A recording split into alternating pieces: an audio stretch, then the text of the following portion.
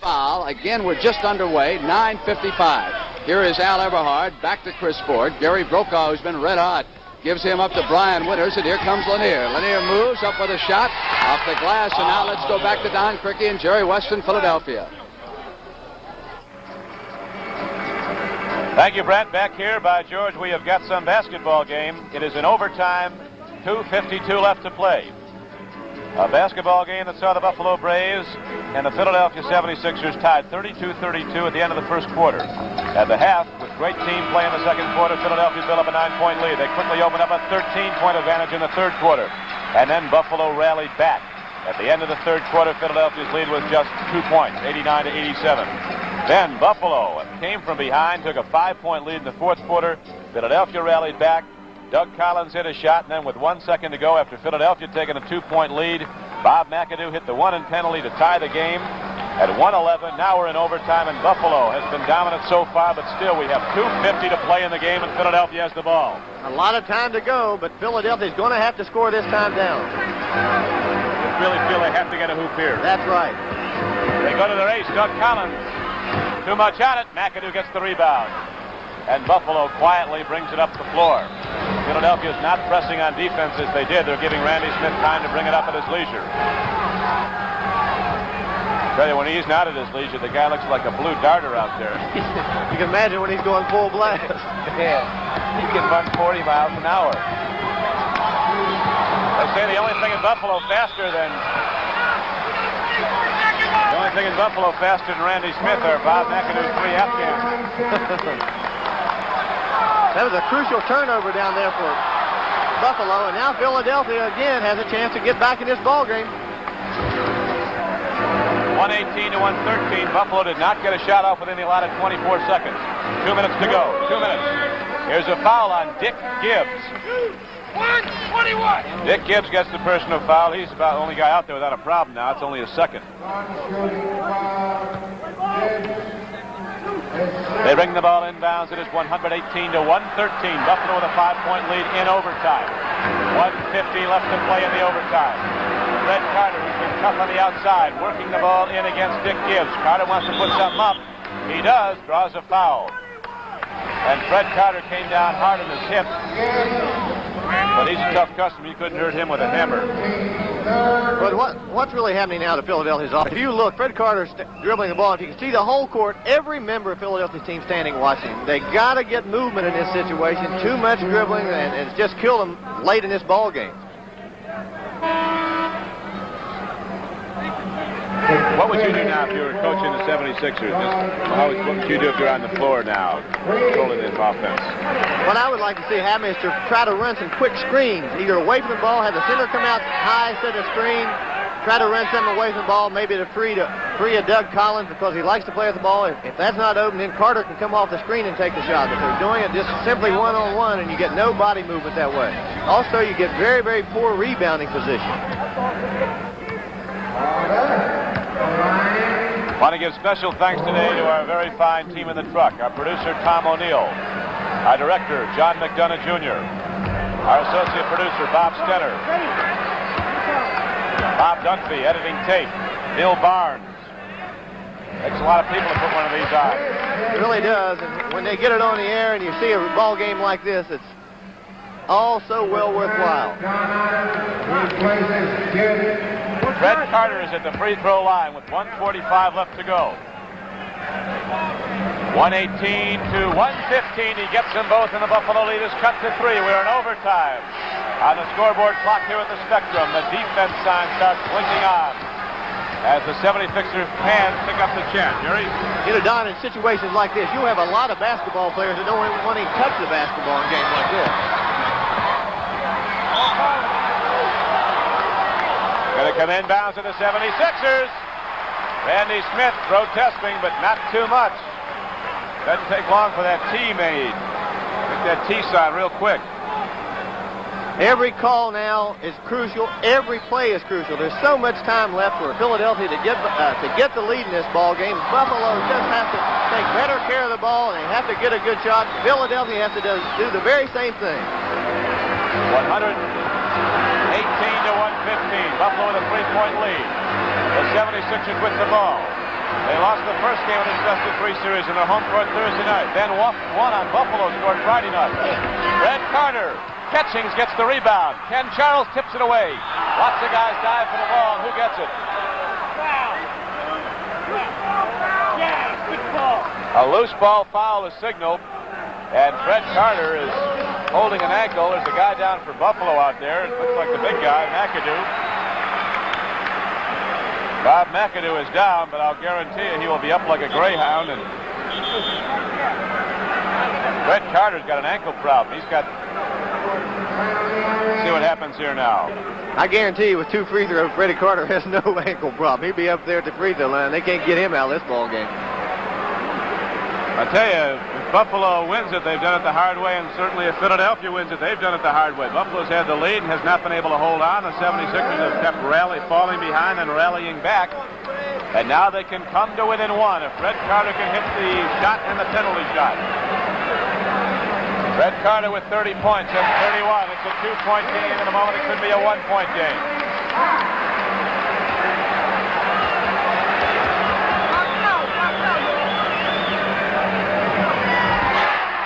Fred Carter gets in both for the 76ers. 1 minute left to go in the overtime. 1 minute.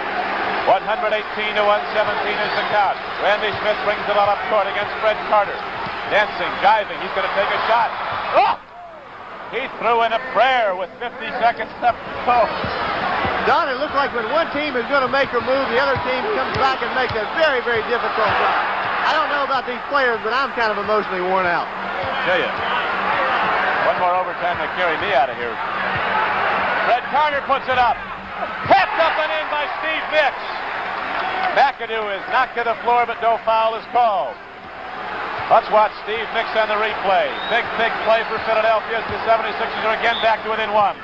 And Buffalo calls timeout with 28 seconds to play. 28 seconds to go and 17 seconds on the shot clock. So again, even in the overtime, even now into the 53rd minute of basketball in this game, we're going to come right down to the final second again.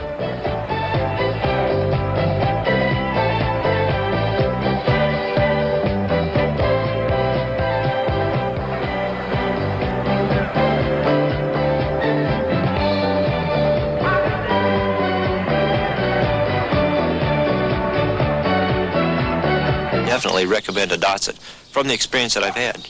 Well, when I originally bought the pickup, I thought I'd be able to put about 50,000 miles on it, and then I was figuring on trading it off. But it's got 118,000 miles on it now. It's been absolutely the most durable vehicle I've ever owned, and I'll definitely buy another one if it ever wear out.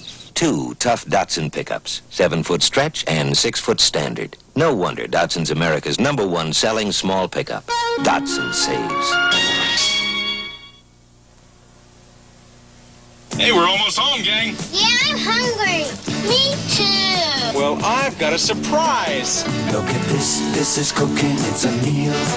Oh, real goodness from the Colonel, here's a meal. You want a good meal, but you don't want a fuss. Come to the people you know you can trust. Real goodness from Kentucky Fried Chicken. You've got such a nice daddy. Is there a Swifty muffler shop around here? I got the guarantee. Nope. What did I tell you?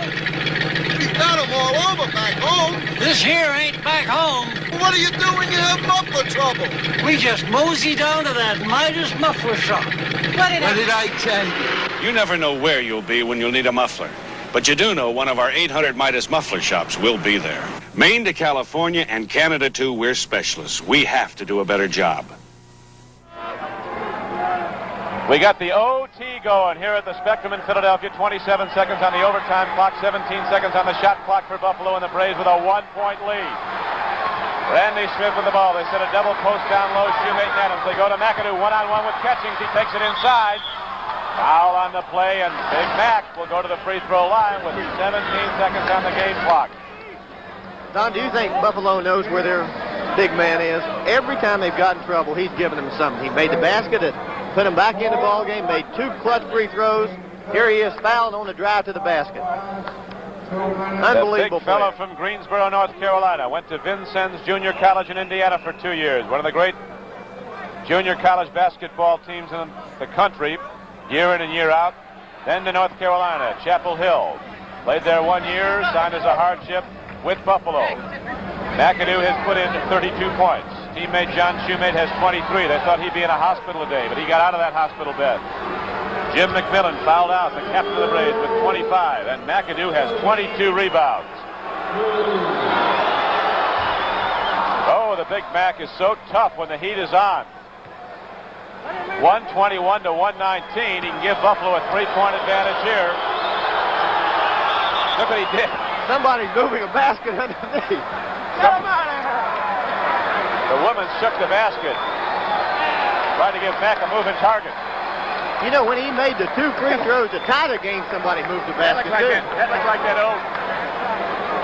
that old Harlem Globetrotter thing where the guy fakes this free throw and everybody jumps. Big Mac stuck it out there. Not very funny, that man, Jack Ramsey, nor Bob McAdoo. That's the second time it's happened, and the players have all complained about it. That could be it. Going to be awful touch for the 76ers to catch Buffalo now, a 3-point lead with 17 seconds left, but they have come back, and now they call a timeout with 17 seconds on the game clock in overtime. The Buffalo Braves possibly winning for a second time on the away court in a best-of-3 series. The odds against that astronomical. They played the 76ers here 4 times in the regular season, lost all 4. And now in the playoffs when they had to win, they won 1 game here, the only other one they played, and they could very well win this one. The odds are on it, the Buffalo will.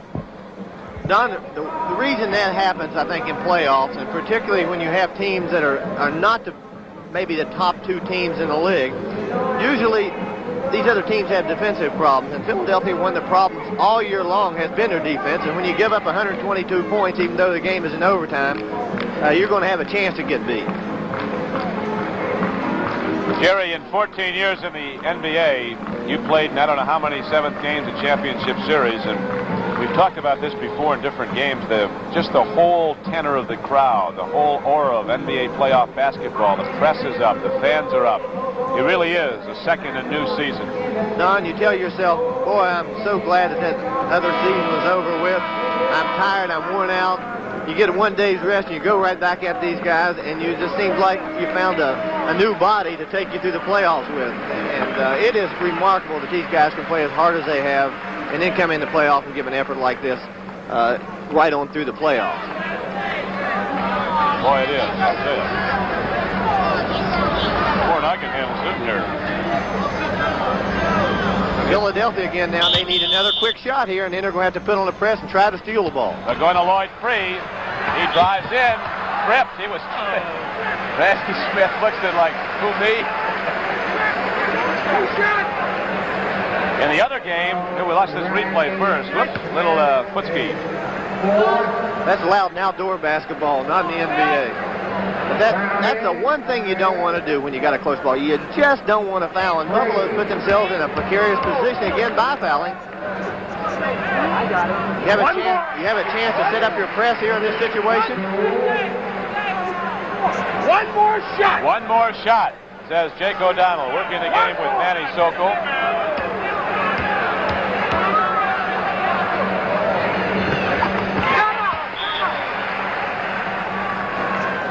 Hey, John Nucatola and Commissioner Larry O'Brien, all the people in the NBA office must be awful pleased with the way this game and the officiating and everything about it has gone. It's been some NBA showcase.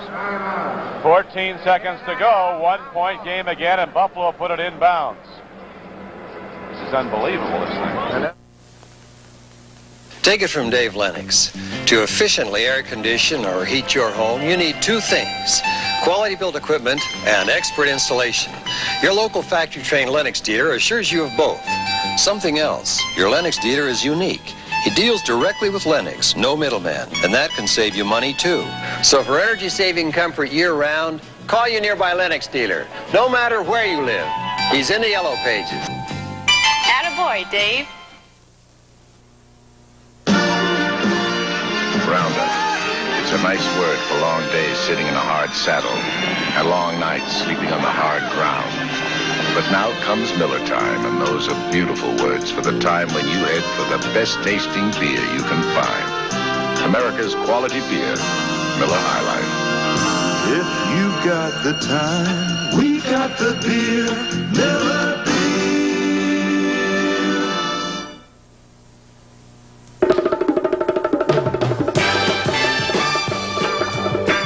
Next Saturday, CBS Sports Spectacular will present the National Indoor Swimming Championships from Long Beach, California.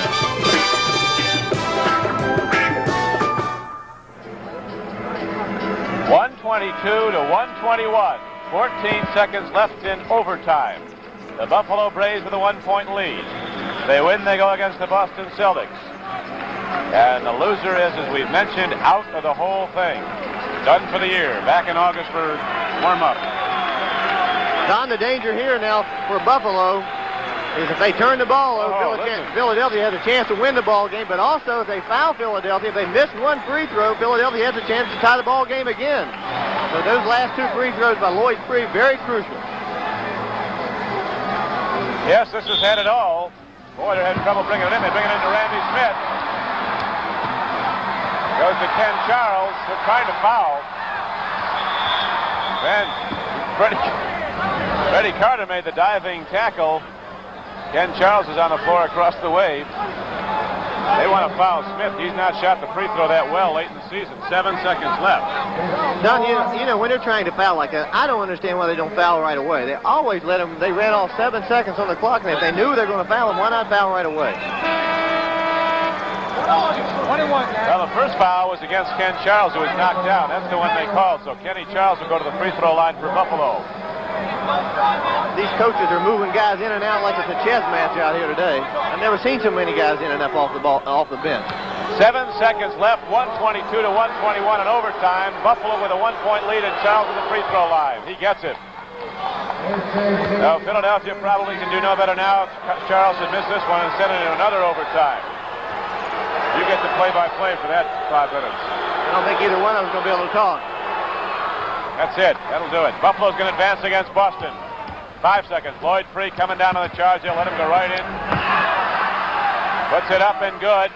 Time has run out. The game is over. The Buffalo Braves win it in a spectacular comeback. McAdoo just slammed the ball off the floor to hit the lights. 124 to 123. And they're out on the streets in Buffalo on Delaware Avenue, on Elmwood Avenue, ripping it up.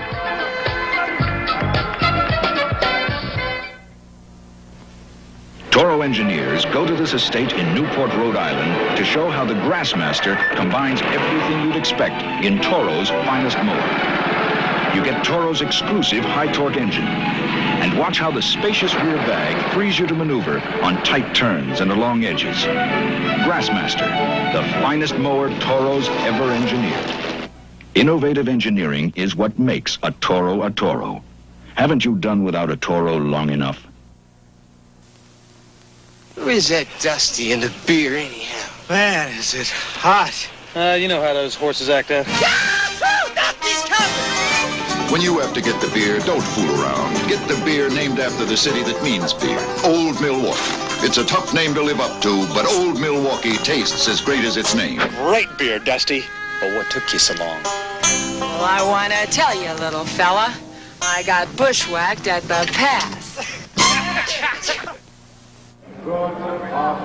Back at the Spectrum in Philadelphia, a spectacular afternoon of basketball, and it's really just beginning. Very shortly, we're going to be switching to Milwaukee, where the Pistons and Bucks are underway in their third and deciding game. A great performance by Bob McAdoo, 34 points, about 26 rebounds. John Shumate with 23 points, out of a hospital bed to do it. McMillan with 25 before he fouled out. Randy Smith with 27. And for the 76ers, Freddie Carter, firing up time and again to bring the Sixers back with 32. And Collins with 25. There's the final. Buffalo advances. Philadelphia's out. Now let's go to Brent Musburger in Milwaukee.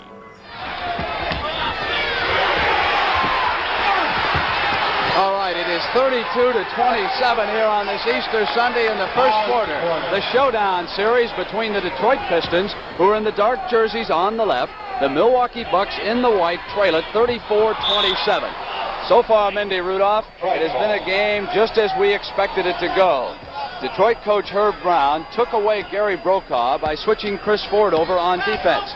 Brokaw went out, and Jimmy Price, number 15, is now in at guard. Also on the offensive boards, Detroit has been dominating, just as they did in the first 2 games of the series, which were split. So far, it has been a home team advantage series. Here's Detroit, the big guy, Bob Lanier, missing with a hook shot, and again at the offensive boards, that is Curtis Rowe. 36-27, just seconds left here in the first quarter of the Milwaukee Arena. Brian Winters at the buzzers, got it. He puts it in for Milwaukee. It is 36-29. And Milwaukee coach Larry Costello brings the Bucks over to the sidelines. Herbie Brown, who took this team over in January and has done a splendid job down the stretch, talks to the Pistons.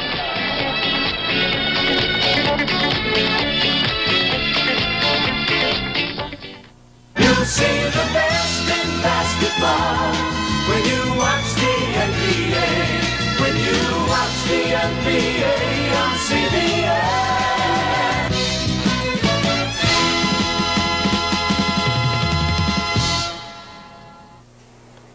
Hey kids, come on over and try this one on In for your size. shopping list of what you want in an economy car, be sure to include all these standard features. All 4 Datsun 710s have them. Plus, room for the kids and the performance of a race-bred engine. Check the competition. They don't come close. Datsun 710. No wonder Datsun cars and trucks are America's #1 selling import. Datsun saves. Test drive a 710 sedan, hardtop, or wagon with your family this week. The NBA on CBS will continue after this word from your local station. What will your car run on when there's no more gasoline? 60 Minutes has an answer. Tonight at 7, 6 Central on CBS. Harris, Pittsburgh Steelers. The harder the competition, the harder you have to play. Gary Hansen, TWA. TWA is up against more competition than any other airline. So to get you to fly with us, we have to be better. Rick Barry, Golden State Warriors. What makes a winning team? Competitive spirit. Captain Davis, TWA. This team, they've got a lot of competitive spirit. That's why TWA is out to be the best on-time airline in the business. Nolan Ryan, California Angels. Keep coming up with something new. That's how you stay ahead. Laura Kulak, TWA. Only TWA gives you your choice of movies, plus something new. Sports films on all movie flights. If you want to stay on top, you have to be better. The TWA, being the best isn't everything. It's the only thing. Channel 2, New York. Well, again, Mindy, congratulations to the Buffalo Braves on that tremendous overtime victory. They advance in the NBA playoffs. And here in the Milwaukee Arena, we have just begun the second quarter. The Milwaukee Bucks on the attack. Brian Winters comes up against Archie Clark, who has just come off the bench. It is 36-29.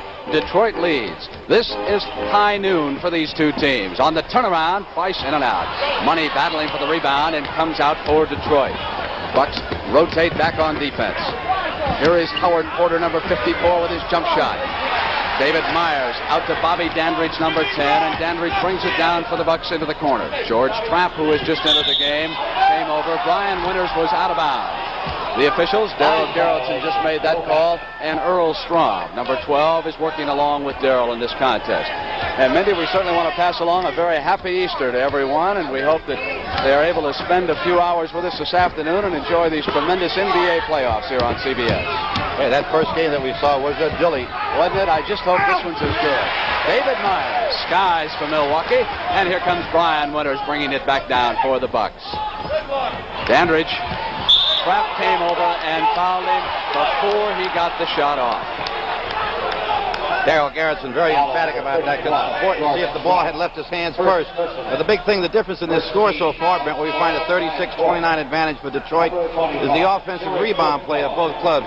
Detroit has dominated the offensive board in the both previous games as well as this game, and almost every offensive board they've taken, they've converted into a field goal, therefore the lead. Larry Costello, Mindy, has just sent Gary Brokaw in. He made the pass to Myers, who went up, and Roger Brown, number 20, got him. First personal, second. We'll pick this up on the slow motion now. The pass goes into Myers wide open, and a poor foul by Roger Brown. A possible three-point play. Those are good plays, but you just lay off. Give the guy the layup and forget about it. Lanier Mangelt will probably come back in here very soon, Brent. You're right when you said bad foul on Brown, and Lanier is back up. He will come right in. The battle is won by Milwaukee, and Brian Winters outside. Elmore Smith goes up. Clark was there with him, and so was Howard Porter. And there is a foul against Detroit. It is on Archie Clark. That's his first, and already Detroit has picked up 3 quick fouls. Neither team went into the penalty situation early in the first quarter. But right now, as we begin the second, Detroit encounters foul trouble. And that can be so decisive in a playoff game down the stretch at the end of these quarters at the free throw line. Gary Brokaw, 36 points last Tuesday, passes off the Winters, who comes baseline back to Jimmy Fox, who has just come off the Milwaukee bench.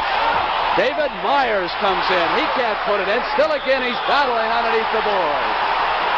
They're going to call a jump ball on this. Of course, the hometown fans don't like it, but you got to give Myers a lot of credit. That's exactly what Milwaukee must do to stay in this ball game. They've got to rebound on the offensive boards. They've got to take a second shot, which they did not do in the first quarter. The crowd not liking the jump ball call. They wanted a foul on Trapp. It is won by Dandridge on the turnaround for Milwaukee. Bob Lanier inside position on Fox with the rebound. Clark brings it back down for the Pistons. Brokaw cuts him off. Trapp comes baseline drive. Does not count.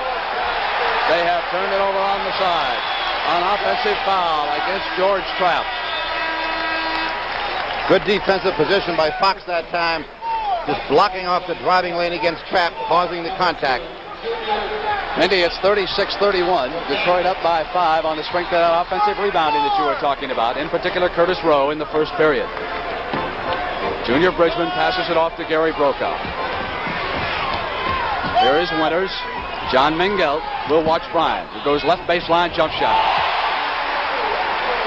He has been the driving force behind the offensive play of the Milwaukee Bucks. They depend an awful lot on him for scoring inside as well as outside. Lanier with great range bounces it off to Rowe, and David Myers sort of stumbled into him and lost control of himself. He knew it was a foul.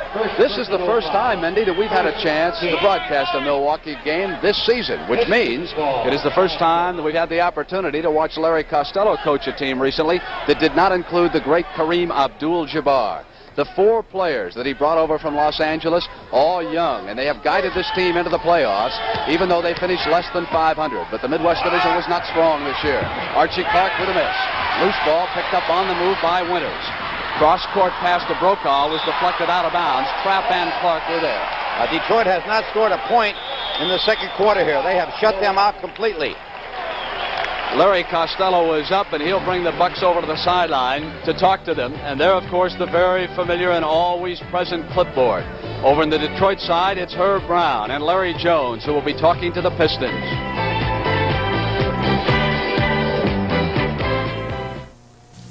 I really find my Datsun extremely durable. I drive it everywhere. I literally live in the car to a degree. And 247,000 miles on that Datsun, and it just keeps going and going and going and refuses to quit going. That's a durable car. They're put together to stay together for Datsun savings that just won't quit. All 3 Datsun B210s deliver 41 miles per gallon highway, 29 city. Datsun saves. Slow down, sis. Watch where you're going. Sheriff, your new Johnson CB radio's coming in loud and clear. I'm giving you one more warning, sis. Johnson makes a very professional CB. Automatic speech compression, automatic noise limiting. Remember, sis, be more careful. Let's get out of here. Anything you say, Sheriff. Keep in touch with the CB the professionals use. Johnson, the great American adventure. 10-4. A Trailways bus has 2 things in common with European luxury sedans. One is independent torsion suspension on all wheels. Greyhound buses don't have this. Only Trailways does. Gives you the feeling of floating over the road. And the other thing, the enormous luxury one experiences when someone else is doing the driving. David Myers has been a pleasant surprise. Mindy, he's been a bit of a disappointment ever since he injured himself driving against Tom Borwinkle of the Chicago Bulls. That was in November, and he really hasn't been the same since. But so far, since he's been in this ball game, he's playing a great game for them so far. One of the players that the Bucks got in the Abdul-Jabbar trade with the ball right now. Gives it off to Gary Brokaw, second-year pro from Notre Dame. A sensational playoff so far. Missed that time. Fox tips it right back to him, and Brokaw comes inside. John Mengelt with the rebound. Comes out on the dribble for the Pistons. Gives off to the big guy, Bob Lanier. Cross court, here's Archie Clark. Always in the playoffs. Puts one up, short, off the iron. Brokaw looks cross courts, got Myers on the right ahead of him. Bad pass. On the turnover, here come the Pistons. Lead pass. Mengelt's got the hoop all alone. Good defensive play by Detroit. A little sloppy by Milwaukee. 38-33. 9:06 to go in the second quarter. For the winner, it's the Golden State Warriors. The beginning of that series next week out in Oakland. Al Attles is here scouting this game. For the loser, an early vacation. Fox outside at the top of the circle. There was a real mismatch. Mengelt picked up Fox, and Fox can hit from out there, and he is dangerous when he gets around that circle. Winters picks up Archie Clark. Clark is working in the Detroit backcourt with Crash Mengelt, one of the more entertaining players in the NBA. You'll see him all over the floor before this one's over. Right up on Fox, he went offense. Like you were looking through a crystal ball. Crash Mengelt just crashed himself right into Fox, who had good defensive position on the baseline. And we'll pick this up on the replay. Mengelt, the driving lane is open for a second as Fox closes it off. Mengelt going to the hoop, picks up the offensive foul. And as we find the score, 38-35 with Detroit in the lead.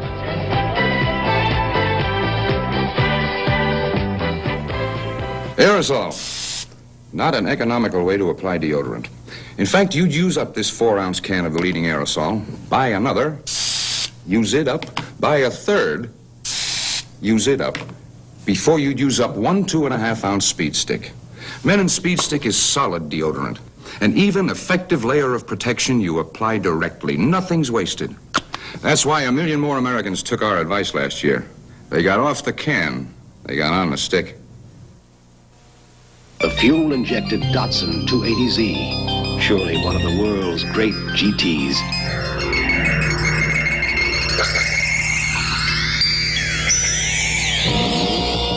Reclining bucket seats, GT instrumentation, and performance handling. 2 or 4-seater. Datsun 280Z. Fuel injection perfection.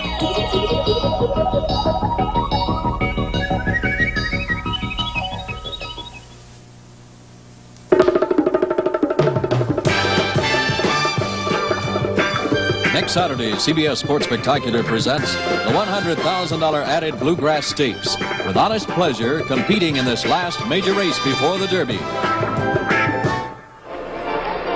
Another one of the players that Milwaukee received from Los Angeles in the Abdul-Jabbar trade, Brian Winters, who already has put in 6 field goals. So offensively, Mindy, he's been keeping Larry Costello in this game. Definitely keeping inside and outside, I might add. Depends upon who picks him up.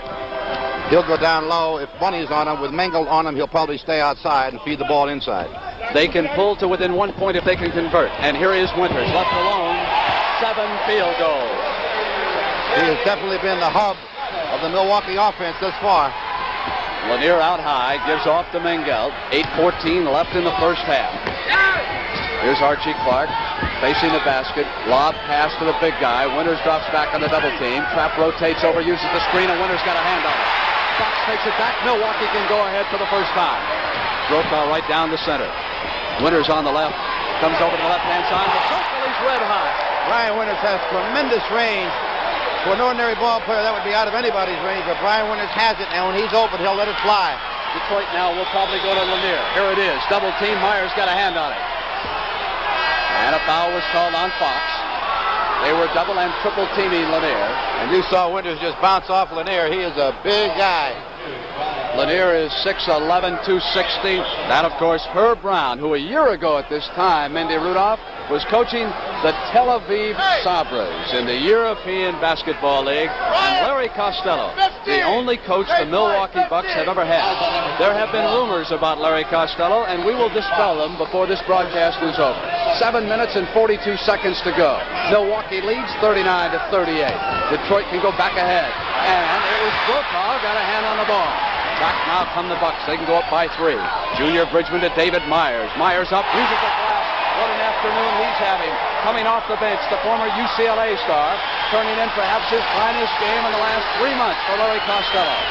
Clark comes around Lanier, comes to the right baseline, drives completely underneath the basket, loses control. And how important is defense and how important is adjustment to the personnel when Detroit has only scored 1 field goal here in the second quarter. It's an incredible display of defense by Milwaukee. So while Milwaukee has tightened up, Mindy, as you say, on defense, they have been very tough down here at the offensive end. Jimmy Fox, who has replaced Elmore Smith, doing a job. Winters uses him to swing right and throw up the jump shot. He never keeps his tennis shoes on the court when he throws it up. From any spot on the court, he is dangerous. Here's 43-38 right now. 6 minutes and 49 seconds. Crowd in the arena, picking up the tempo. Want to see Milwaukee go on in the playoffs. Chris Ford against the shot clock, gives over to Everhard. Back to Chris Ford. Here is the big guy, double team, gets inside, left-handed hook, and he hit it. And when they're in trouble, they go to the big guy, Bob Lanier. He was double teamed that time, but still made the field goal. It's 43-40, Milwaukee ahead. And we've got a timeout called by Larry Costello. Brian Winters, who has been red hot, leads them over to the Milwaukee bench. Head coach Larry Costello in the gray suit. You're looking at some of the fans in the arena.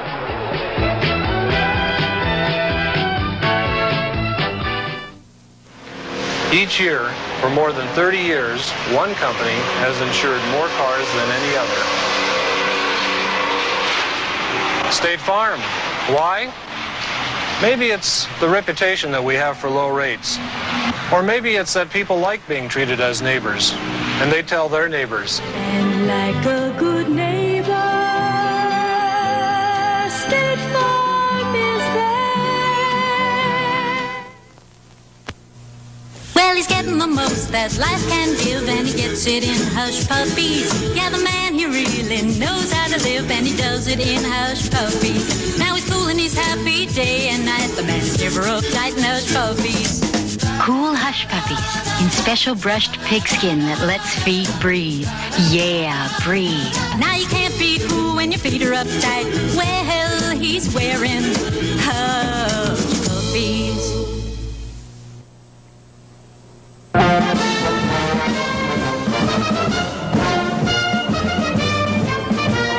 In 2 weeks, CBS Sports Spectacular presents the thrilling World's Championship Demolition Derby from Islip, New York.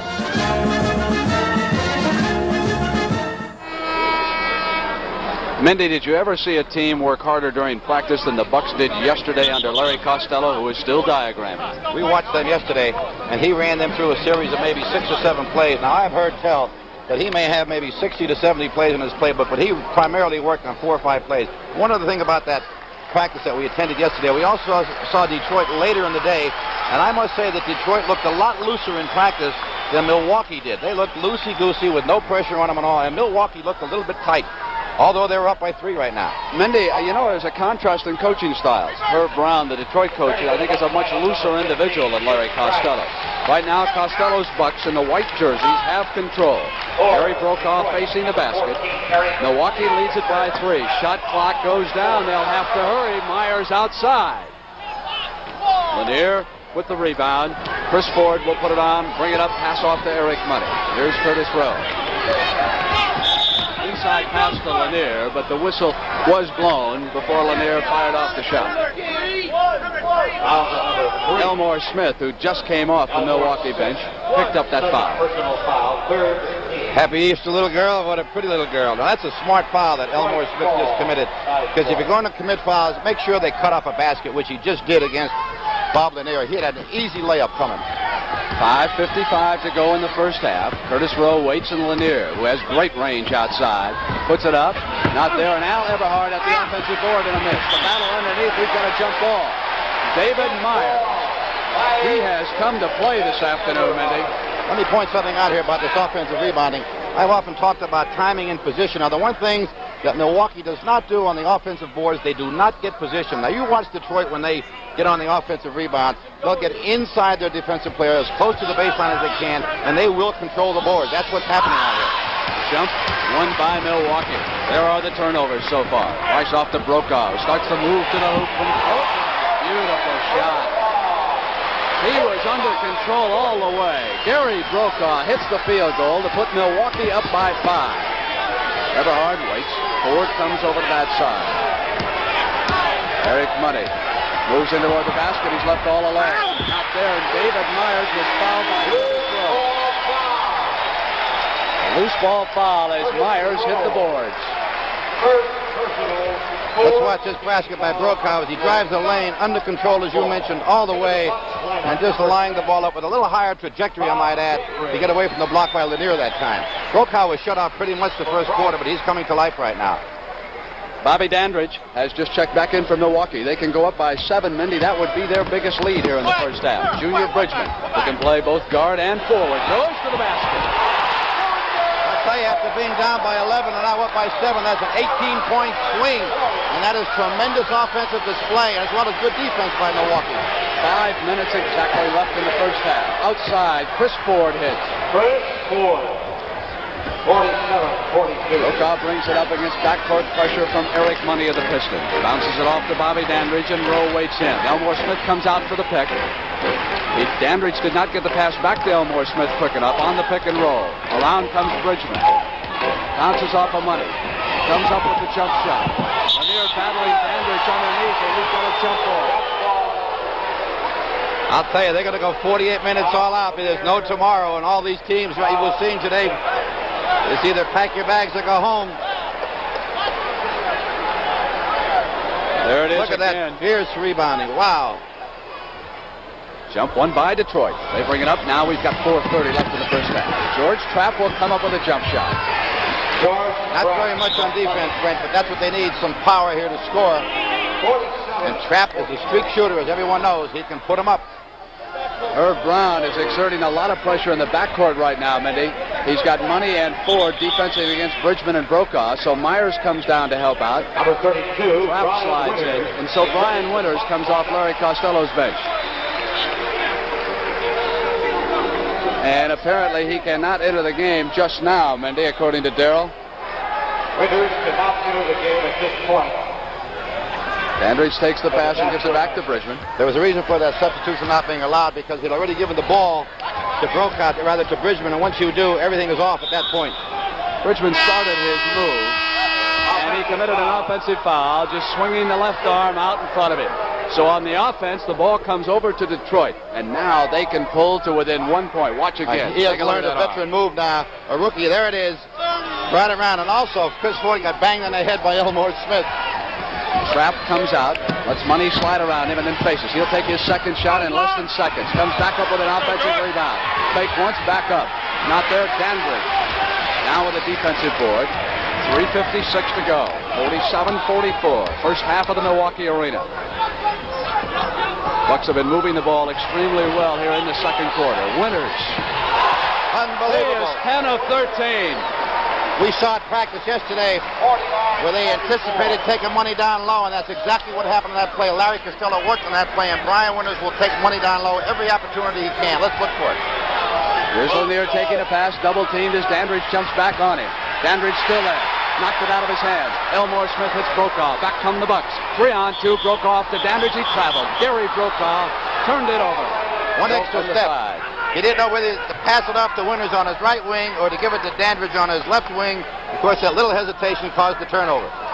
Herb Brown, the Detroit coach, looks on. His team now can cut that Milwaukee lead to 3 points if they can convert here. 3:12 left. Pass inside of the big man. Lanier, left-handed hook. Rowe and Myers took it away from him. I want to tell you, David Myers came to play. Lead pass, Elmore off his hand. Does not have the best hands among centers in the NBA. Misses for the jump shot, and Bobby Dandridge went up and committed a loose ball foul, battling for the rebound. That is the second personal against Bobby Dandridge and the fourth team foul against the Bucks.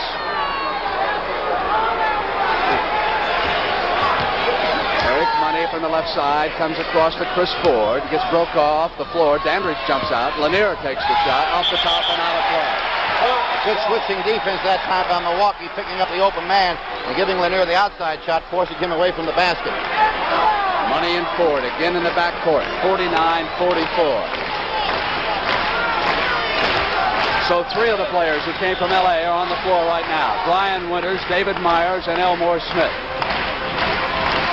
Junior Bridgman is over on the bench. Here's Winters. Top of the circle goes back to right side. They've got to watch him, and they do. Myers inside, and Lanier was there, but it counts. Goaltending against Bob Lanier. And Brian Winters makes this play possible with a straight ball handling and looking for the open man. He finds Myers open with the mismatch, and there's the goaltending off the glass. Once it hits that glass, it's hands off. Mendy, we've got 2 minutes and 20 seconds left in the first half. 51-44. Money with a good fake on Winters. Puts it in. 5-point lead. Money tried to come out, and Winters kept it. Here's Brokaw in the lane. Taken off by Trapp. Lead pass. It's 3-on-1. Only Dandridge back. Money off to Rowe. Rowe slides it in. Lead pass as the Bucks come back quickly. 51-48 right now. A 3-point Milwaukee lead. And Brokaw wants to set something up. Here is Dandridge. Elmore comes out to pick on Rowe. Dandridge takes Rowe down to the baseline. Wants to try to rotate around him. Turns around with a jump shot. Bob Dandridge going 1-on-1. Now he'll give you a little bump before he goes up for that jump shot. It's very, very difficult to block because he shoots it from so way back on his head. Still a 5-point lead. Wide open to Lanier. Elmore Smith was off of him. He was fronting him, and Lanier dropped back, and he had an easy one. And Herb Brown did not appreciate some action he saw away from the ball. That's why he was yelling that time after the basket. He wanted a foul call. Now here's Eric Flinty. Pistons on the run here in the late stages of the first half. Chris Ford comes back to tip it in. It's 53-52, a 1-point game. And if there's one player that can turn the Detroit pitchers on, it's Eric Flinty. He can lead the fast break. He has the speed. He can penetrate. He can hand off. That's why they've closed the gap here. Inside of a minute right now. It's a 1-point basketball game. Brokaw gets around Money and lays it up. Pretty move. Ball wouldn't go. Elmore Smith offense. There was no way Elmore was going to miss that one. He was going to dunk it, and no one was going to stop it. Pistons can move to within 1 point here. 40 seconds on the clock. Rowe throws it up. Nice play. And he was fouled. We'll pick up this dunk by Elmore Smith. Off the miss. Elmore wide open. He knows Lanier's behind him, protects his body, and there was just no way anybody was going to block that shot.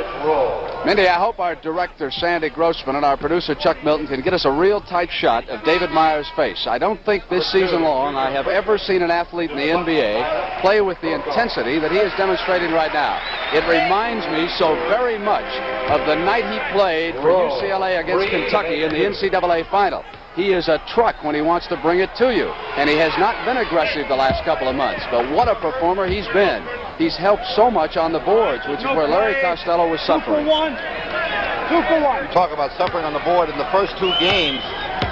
Detroit had 35 offensive rebounds to Milwaukee's 9 offensive rebounds. And that's what Myers is doing today. He's controlling Detroit off the offensive boards and protecting that ball. Right now, Mindy, Milwaukee leads it by a point and 30 seconds to go in the first half from the arena. Great halftime coming up with Red Auerbach and a look at the Golden State Warriors. Here's David Myers, pass inside to Elmore. Had it knocked away by Lanier. Milwaukee retains control, and Lanier sliced into it. We're in the penalty Bob, situation. How many is that? 3 fouls or 2? 20 seconds, 2 fouls on Lanier, the scorer tells me across the way. And I'll tell you, Brent, on that last play, Bob Lanier gave him an arm chop, a little karate chop, of course accidental, but some of the nerve ends must be a little still in his arm. The trainer working on Elmore Smith. That's his non-shooting arm, so it's not that difficult a problem. I mentioned Larry Costello. As you take a look at Herb Brown, the Detroit coach, what an interesting matchup this is, because it has been rumored that both coaches' jobs are on the line here this afternoon in Milwaukee. Well, we have been told that Larry Costello will be rehired, that it will be a unanimous vote by the board of directors, that there is absolutely no question about Larry Costello losing his job here in Milwaukee. If he wants it, he can come back and coach the Bucks regardless of what you have heard or read. However, Herb Brown, if he can win today, there is no way he'll lose his job in Detroit. But if they should lose this game, then there is a slight question about his future. But there is no doubt that Herb Brown and Larry Jones have done a fine job with the Pistons as they came down the stretch. Right now, their team trails Milwaukee 55-54. Just seconds to go. Lanier. There was contact as he came up with that left-handed hook shot. Detroit was looking for the last shot. They might have taken it. Milwaukee will only have 3 seconds to inbound the play, and Lanier has really lost his touch. He feels like he should have made that. He has only had 2 field goals this particular quarter, and that is way below average for Bob Lanier. Herb Brown yelling instructions. That is the 3rd foul, Mindy, on Elmore Smith. He will go out, and Tim Fox checks back in. Fox is one of those great unsung players in the NBA. Elmore Smith in receiving treatment over on the sideline. Mindy, as you pointed out, some of the nerve endings there in that left arm may have been deadened a bit when Lanier powdered him down there. Let me tell you, when you take a chop from Lanier, you've got to feel something. You better believe it. And if you don't feel it, you're going to feel nothing afterwards. 6'11", 255. There's that arm. Looks like they got what we used to call the crazy bone. All right, 2 for 1. That's a terrible feeling in your hands. You ever get hit in the elbow there, Brent? It really deadens everything in your fingers. I was a coward, so I avoided all that contact. At the buzzer, Bridgman gets it off. Not there. It's 56-55. Lanier at the line has put Detroit ahead. Herb Brown walks off, and we take another look at Mr. Intensity here in the first half. Folks, David Myers came to play.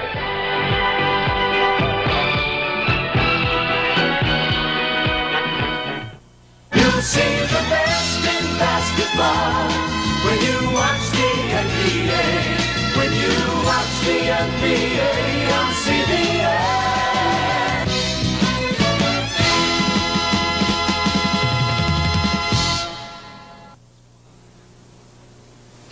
You've got a mile of boxcars chasing you home. It's getting close to the end of the line. You can almost taste what's coming because the next stop is called Miller Time. Time to head for the best tasting beer you can find. America's quality beer, Miller High Life. If you've got the time, we've got the beer. Miller beer.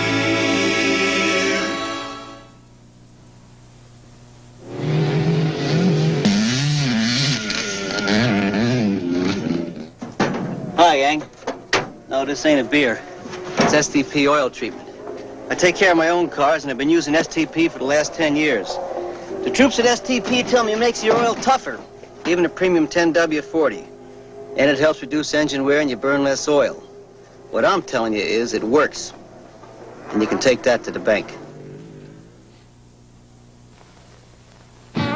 If you couldn't register to vote last time around, do it this time around.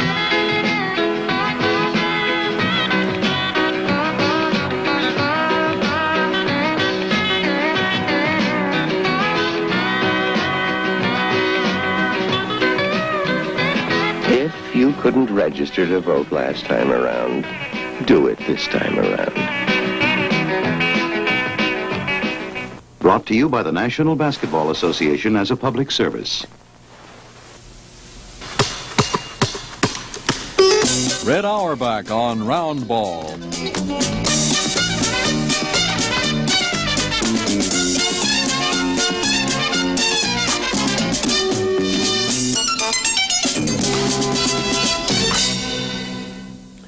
Red Auerbach on Round Ball is sponsored by Consolidated Cigar Corporation, makers of Dutch Masters cigars. Ross Billings of Dutch Masters Cigars is in charge of curing the world's most expensive to-grow wrapper tobacco. Instruments in the dark curing sheds can tell him a lot. But only his master's nose can tell the moment great tobacco says it is ready to be a Dutch Masters cigar. That's beautiful. Now you know why a Dutch Masters like our president tastes so good. They really are masters at Dutch Masters.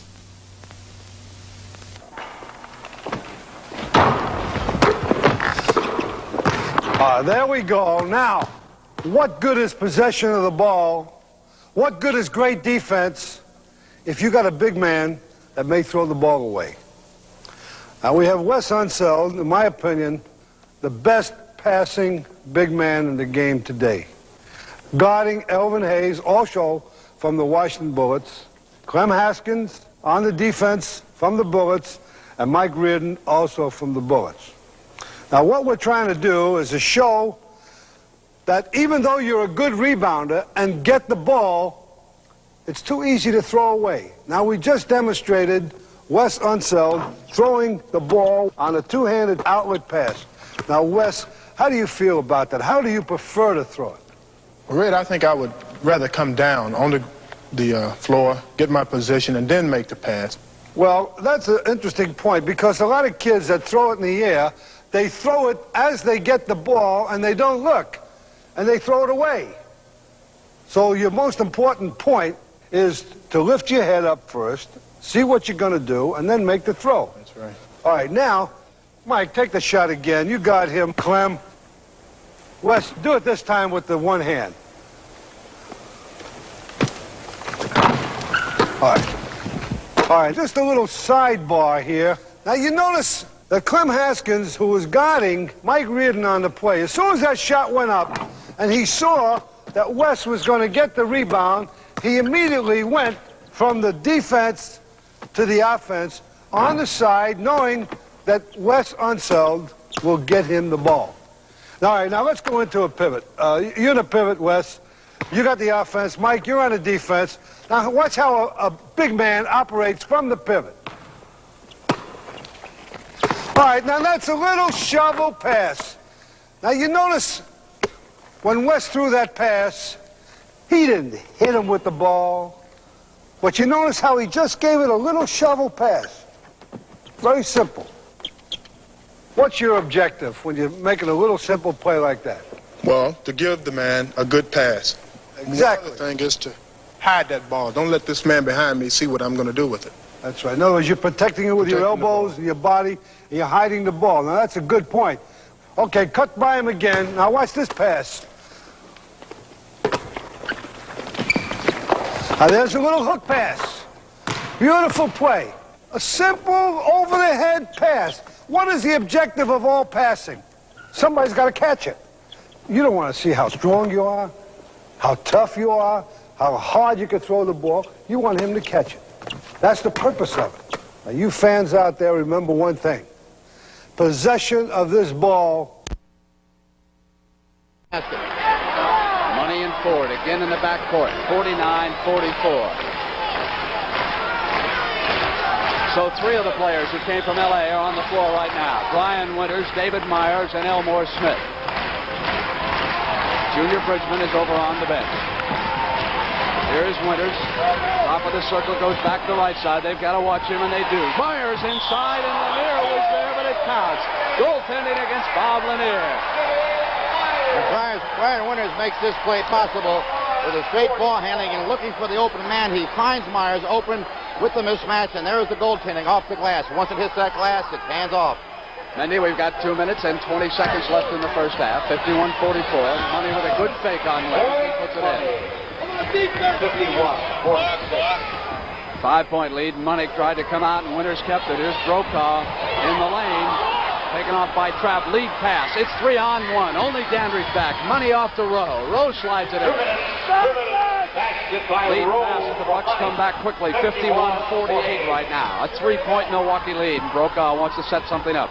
Here is Dandridge. Elmore comes out to pick on Rowe. Dandridge takes Rowe down to the baseline. Wants to try to rotate around him. Turns around with a jump shot.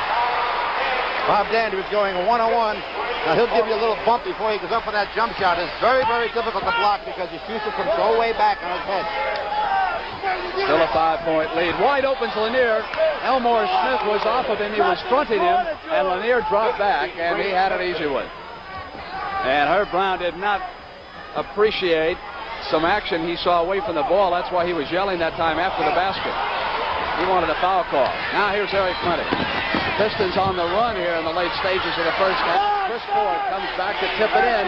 It's 53-52, a 1-point game. Now, if there's one player that can turn the Detroit Pistons on, it's Eric Clinton. He can lead the fast break. He has the speed. He can penetrate. He can hand off. That's why they've closed the gap here. Inside of a minute right now. It's a 1-point basketball game. Brokaw gets around Money and lays it up. Pretty move. Ball wouldn't go. Elmore Smith offense. There was no way Elmore was going to miss that one. He was going to dunk it, and no one was going to stop it. Pistons can move to within 1 point here. 40 seconds on the clock. Rose throws it up. Nice play. And he was fouled. We'll pick up Myers this dunk by Elmore Smith. Off the miss. Elmore wide open. He knows Lanier's behind him, protects his body, and there was just no way anybody was going to block that shot.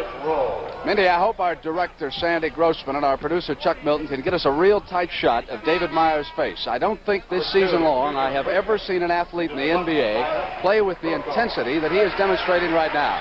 It reminds me so very much of the night he played for UCLA against Kentucky in the NCAA final. He is a truck when he wants to bring it to you, and he has not been aggressive the last couple of months, but what a performer he's been. He's helped so much on the boards, which is where Larry Costello was suffering. 2 for 1. You talk about suffering on the board in the first 2 games. Detroit had 35 offensive rebounds to Milwaukee's 9 offensive rebounds, and that's what Myers is doing today. He's controlling Detroit off the offensive board and protecting that ball.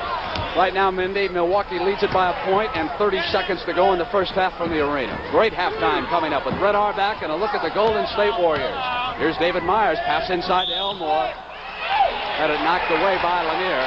Milwaukee retains control, and Lanier sliced into it. We're in the penalty Bob, situation. How many is that? 3 fouls or 2? 20 seconds. 2 fouls on Lanier, the scorer tells me across the way. And I'll tell you, Brent, on that last play, Bob Lanier gave him an arm chop, a little karate chop, of course accidental, but some of the nerve ends must be a little still in his arm. Trainer working on Elmore Smith. That's his non-shooting arm, so it's not that difficult a problem. I mentioned Larry Costello. As you take a look at Herb Brown, the Detroit coach, what an interesting matchup this is, because it has been rumored that both coaches' jobs are on the line here this afternoon in Milwaukee. Well, we have been told that Larry Costello will be rehired, that it will be a unanimous vote by the board of directors, that there is absolutely no question about Larry Costello losing his job here in Milwaukee.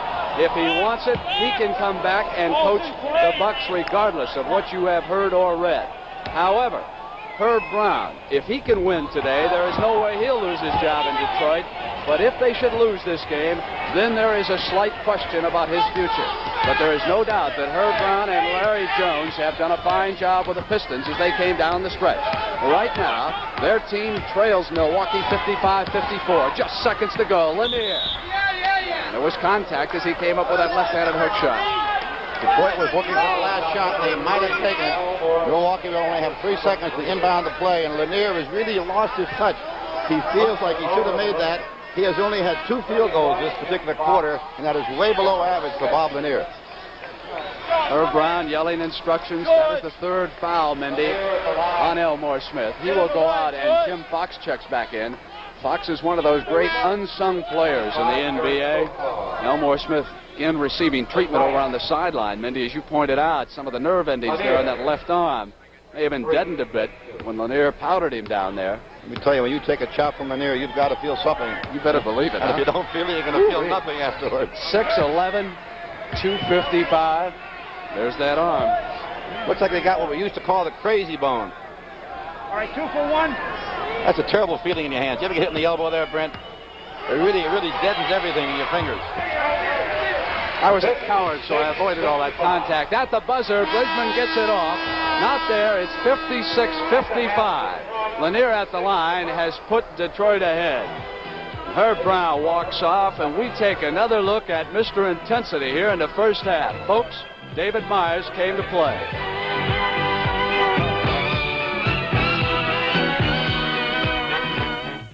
You'll see the best in basketball when you watch the NBA. When you watch the NBA on CBS.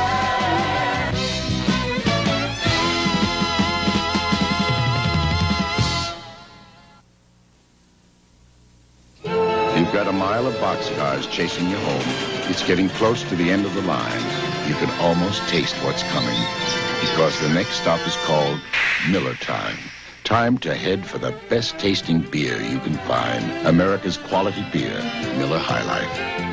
If you got the time, we got the beer. Miller beer.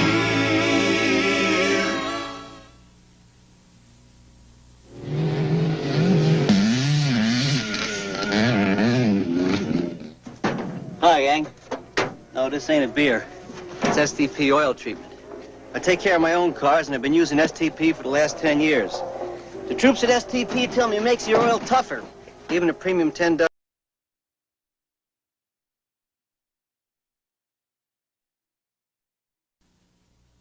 You've got a mile of boxcars chasing you home. It's getting close to the end of the line. You can almost taste what's coming, because the next stop is called Miller Time. Time to head for the best tasting beer you can find. America's quality beer, Miller High Life. If you've got the time, we got the beer. Miller Beer.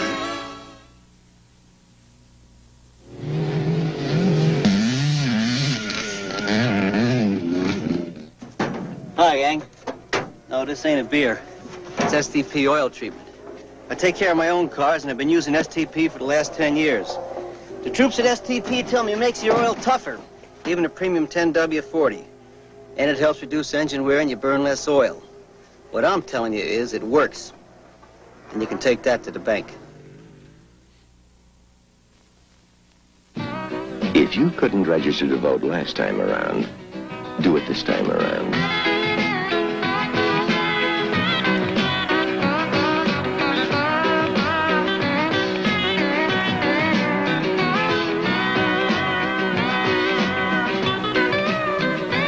If you couldn't register to vote last time around, do it this time around. Brought to you by the National Basketball Association as a public service. Red Auerbach on Round Ball.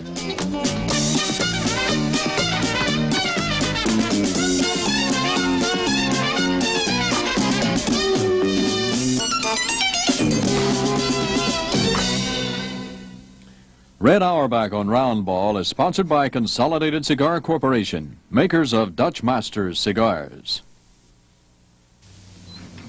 Ross Billings of Dutch Master Cigars is in charge of curing the world's most expensive to-grow wrapper tobacco.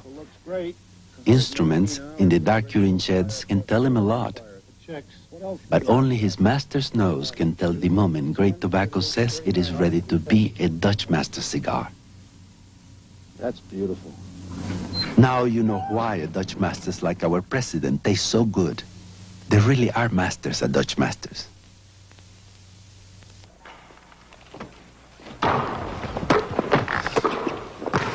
There we go. Now, what good is possession of the ball? What good is great defense if you got a big man that may throw the ball away? Now, we have Wes Unseld, in my opinion, the best passing big man in the game today. Guarding Elvin Hayes, also from the Washington Bullets. Clem Haskins on the defense from the Bullets, and Mike Reardon also from the Bullets. Now, what we're trying to do is to show that even though you're a good rebounder and get the ball, it's too easy to throw away. Now, we just demonstrated Wes Unseld throwing the ball on a two-handed outlet pass. Now, Wes, how do you feel about that? How do you prefer to throw it? Red, I think I would rather come down on the floor, get my position, and then make the pass. Well, that's an interesting point, because a lot of kids that throw it in the air, they throw it as they get the ball, and they don't look, and they throw it away. So your most important point is to lift your head up first, see what you're going to do, and then make the throw. That's right. All right, now, Mike, take the shot again. You got him, Clem. Wes, do it this time with the one hand. All right. All right, just a little sidebar here. Now, you notice that Clem Haskins, who was guarding Mike Reardon on the play, as soon as that shot went up and he saw that Wes was going to get the rebound, he immediately went from the defense to the offense on the side, knowing that Wes Unseld will get him the ball. All right, now let's go into a pivot. You're in a pivot, Wes. You got the offense. Mike, you're on the defense. Now watch how a big man operates from the pivot. All right, now that's a little shovel pass. Now you notice When West threw that pass, he didn't hit him with the ball. But you notice how he just gave it a little shovel pass. Very simple. What's your objective when you're making a little simple play like that? Well, to give the man a good pass. Exactly. The other thing is to hide that ball. Don't let this man behind me see what I'm going to do with it. That's right. In other words, you're protecting it with your elbows and your body, and you're hiding the ball. Now, that's a good point. Okay, cut by him again. Now, watch this pass. Now, there's a little hook pass. Beautiful play. A simple, over-the-head pass. What is the objective of all passing? Somebody's got to catch it. You don't want to see how strong you are, how tough you are, how hard you can throw the ball. You want him to catch it. That's the purpose of it. Now, you fans out there, remember one thing. Possession of this ball is the all-important thing. Don't try to show off and make those crazy passes, or when you get a rebound, go like this and grin so somebody will take your picture. Meanwhile, you hold up the whole ball game.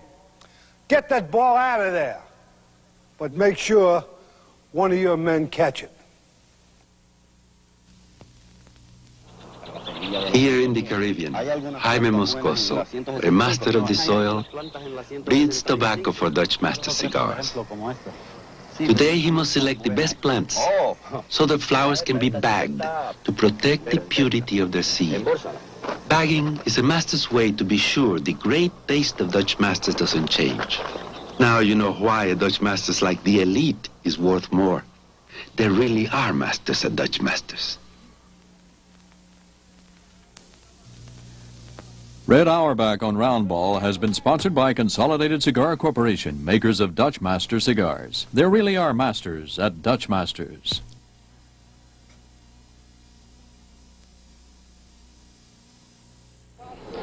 There is no basketball like playoff basketball in the NBA. At halftime for the Milwaukee Arena, it's the Detroit Pistons 56 and the Milwaukee Bucks 55. The winner of this series goes on, and Tuesday night, that man in the middle, Al Attles, who has been talking to Mindy Rudolph during halftime, will be directing his defending world champion Golden State Warriors out in Oakland against either Milwaukee or Detroit. Phyllis George traveled out to the West Coast. She wanted to find out what life is like for a defending champion, and so she takes a special look as she finds a team that is not just one superstar. Basketball fans here in the Bay Area were as surprised as anyone last year when the Golden State Warriors won the NBA championship. This year, however, the Warrior fans have expected success, and so far they haven't been disappointed. Coach Al Attles has put together a winning team that's very much together. The two seem to go hand in hand. Yet finishing the season with the best record in the NBA isn't enough. The Warriors still feel they have something to prove. Rick Barry, Cliff Ray in the Sherlock Holmes cap, two second-year stars, Jamal Wilkes and Phil Smith, all received votes in the Players' MVP balloting this year. Nevertheless, Coach Al Attles told me he still feels the team is underrated. Well, I think last year they underestimated it, and I think this year they're underestimating us a little bit. I've heard from different sources that there are a lot of people around the league who don't think that we have players who could play for other teams. There are a lot of people in the media who are saying they don't think the Warriors are as good as their record indicates, and I have one saying for that. If teams want to rationalize after we beat them, that's all well and good for me, and I think that we will continue to go out and work hard and try to win basketball games, and if we can continue to play the way we are, I hope that things can happen like they did last year for us. Everything that we've done as a unit. I've gotten a lot of credit for things. I think the players have gotten credit for things, but I think that we all realize that we've done it together, and I feel that we will continue to do things together because we have the type of individuals that believe in this. Rick Barry, how has your life and time been playing on this team? Phyllis, last 2 seasons have been the most rewarding basketball seasons I've ever experienced. The game has finally become what I thought it was supposed to be all during my career, and that is a team game where everybody is geared towards the common objective of winning a championship, and everybody is prepared to sacrifice their own individual goals for the common goal of the team. And I think that with the potential that we have and the way we're capable of playing basketball when we are prepared, that without injuries, there's no reason why we should not be able to beat the teams that we play against in the playoffs. Yeah, I certainly hope we go into the playoffs ready. I think there are going to be some fine teams that are going to be ready to play. I think last year was a thing of maybe being underconfident. I hope we're not overconfident this year. And, you know, I believe that we're certainly capable of winning a game. We just have to go out and do it. I give Rick a lot of credit because he doesn't, a lot of superstars don't want to give the ball up. And Rick is content to see us win, even if he doesn't score as many points as he knows he might be able to. And I think, you know, like everyone here has said, you know, we have a lot of guys that have just great attitudes, and it makes working more fun. Just playing with the Warriors, you know, it's like having, like Cliff, older brother, and Rick, a guy who tries to, you know, discipline you out there. Okay, do this and that type of thing. And Jamal, he's like, you know, a brother on the team. And CJ, he's like the quiet guy. And all the rest of the guys are just super on our ball club. Jamal, are you spoiled? He's got to be spoiled. UCLA coming here, he wouldn't. They don't know how tough it is. It took 10 years for me to get here. These guys walk in the first year and they're champions. You never can get tired of winning. I think, you know, after you win a lot, you got to rearrange your thinking in that you just want to go out and do the best you can. And it's not so much winning or losing, but if you lose and you did the best you can, you know, I don't think people have a right to ask for more than that. I think any team gives our team trouble when we don't do the things that we are supposed to go out and do night after night. If we go out and we follow a game plan that our coach sets up for us, then no team gives us problems. Clifford, you are not the biggest center, nor do you have the best statistics in the NBA, yet you continue to win. What is your trick? I have no tricks. I just go out and play basketball the only way I know how to play. And I feel like that being a good center does not dictate scoring a lot of baskets or being statistically concerned with the game. I think it all is involved with winning. Gentlemen, what do you have to do to keep Clifford Ray from laughing? You can't stop him. You just bust out any minute. Right now. Just get him around a pretty young girl that he doesn't really know, and he gets very shy quick. Oh, shy? He's saying it. Yeah, well, if he's around the other guys. Who's the real ham on the team, is he? Oh, without any question. I mean, he just puts on a big facade for the TV camera, and he's really a fool. Oh, all right, who's the silent one on the team? Charles Johnson, I would say. Phil's kind of quiet, but Jack is really quiet. Jamal's quiet, too, but he's starting to talk to the officials even, this guy. Well, who's the sexy one on the team? Because Jamal made a film. Coach. No, Coach. Oh, the coach? Yeah. There isn't a fellow on the team who can't really laugh at a joke. And take a little bit of kidding, and I think that's really important because some players can't take jokes. Which brings me to the point, Rick. Has your hairpiece slowed you down and made you top heavy? They would take a joke. Actually, what happened is that it's made me look about 4 or 5 years younger, but my legs don't feel any younger, so that's a real problem. If I could find somebody out there who's had to do that for me, I wish they'd give me a call quick. Did you get that, folks? Well, it's been a great year for the Warriors and their fans here in the Bay Area. In compiling the best record for the NBA, the Warriors have never lost more than 2 games in a row and were the first team to clinch their division title. But now comes the NBA second season, and as the Warriors press guide indicates, as far as championship seasons are concerned, once is not enough. This is Phyllis George for CBS Sports in San Francisco. The NBA on CBS will continue after this word from your local station. They called him Boss Tweed. He ruled a city and robbed it. See his incredible story on The American Parade, Thursday night on CBS. Take a look at your lawn. You see those thin spots out there? Now's the time to do something about it. Just look what an early spring feeding of Scott's Turf Builder will do. It'll help your grass send out new branches, either tillers or rhizomes, to form new grass plants that'll thicken up your lawn and fill in those thin spots. But do it early. It's better for your lawn, and you'll even save money during Scott's Early Bird Sale. Don Rickles versus National Car Rental. Sir? You can't take this car. I rented it. What'd you do, hide the engine? This is your Chevy Malibu. This one just came back. It can't be rented until I inspect it. Come on. You'd rent me a Camel if I take it. No car leaves this lot until I check out every item on this list. Give some guys a pen, and they go bananas. National's Maintenance Checklist. It certifies the condition of your car in writing. Channel 2, New York. And here at halftime at the Milwaukee Arena, the Milwaukee Bucks have come out to begin warming up as they trail the Detroit Pistons by a score of 56-55 in what so far has been an awfully entertaining basketball game. And Mindy Rudolph, you were cross court talking to Al Attles. What do you have to say? Al is here scouting the game, the third game. He had his assistant coach scouting the first two games. He likes to get two pair of eyes on these two teams. Al Attles is worried about one thing. He's concerned about his club getting a little too complacent against both of these clubs, but neither of these clubs, Detroit or Milwaukee, has beaten Golden State all year. They're 0-10 against these two clubs, and they're concerned that Al Attles gets his club a little too comfortable just laying around watching these clubs play. All right, Mindy, let's take a look at some of the highlights from the first half. Now, I know you missed some of that early action because of the overtime game. Here is Elmore Smith of Milwaukee with a fine pass inside and a stop.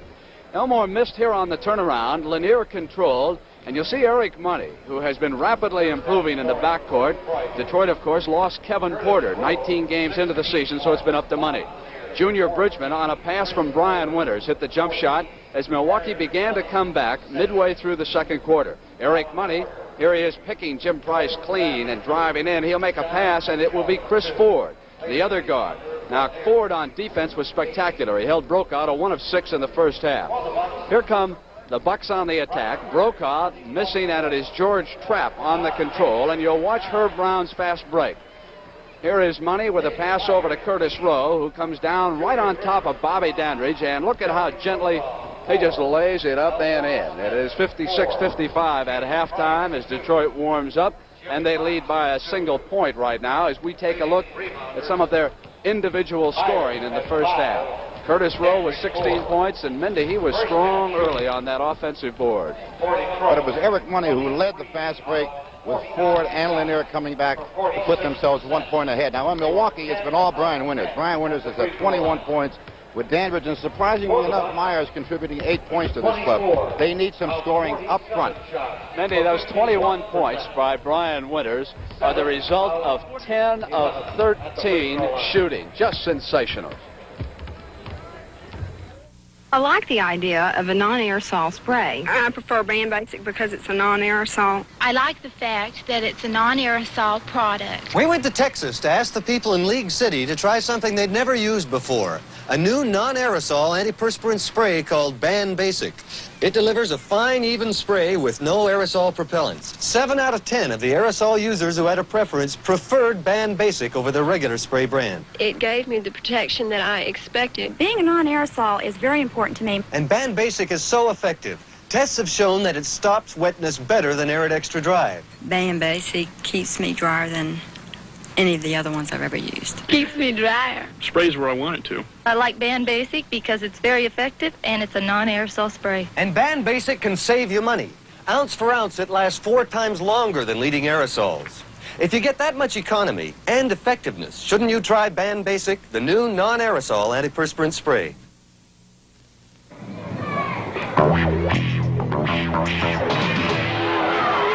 Mobility is a key word in basketball. You've got to be in the right place at the right time. I'm Jim Price of the Milwaukee Bucks, and at this neighborhood house and through thousands of United Way agencies, volunteers provide the mobility many older Americans need. Volunteers use their own cars to take the elderly to the doctor or just on a friendly visit. Thanks to you, it works. For all of us, the United Way.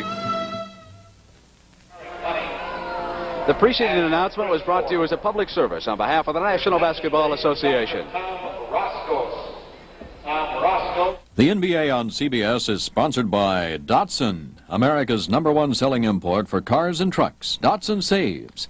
And by Light Beer, everything you always wanted in a beer, and less.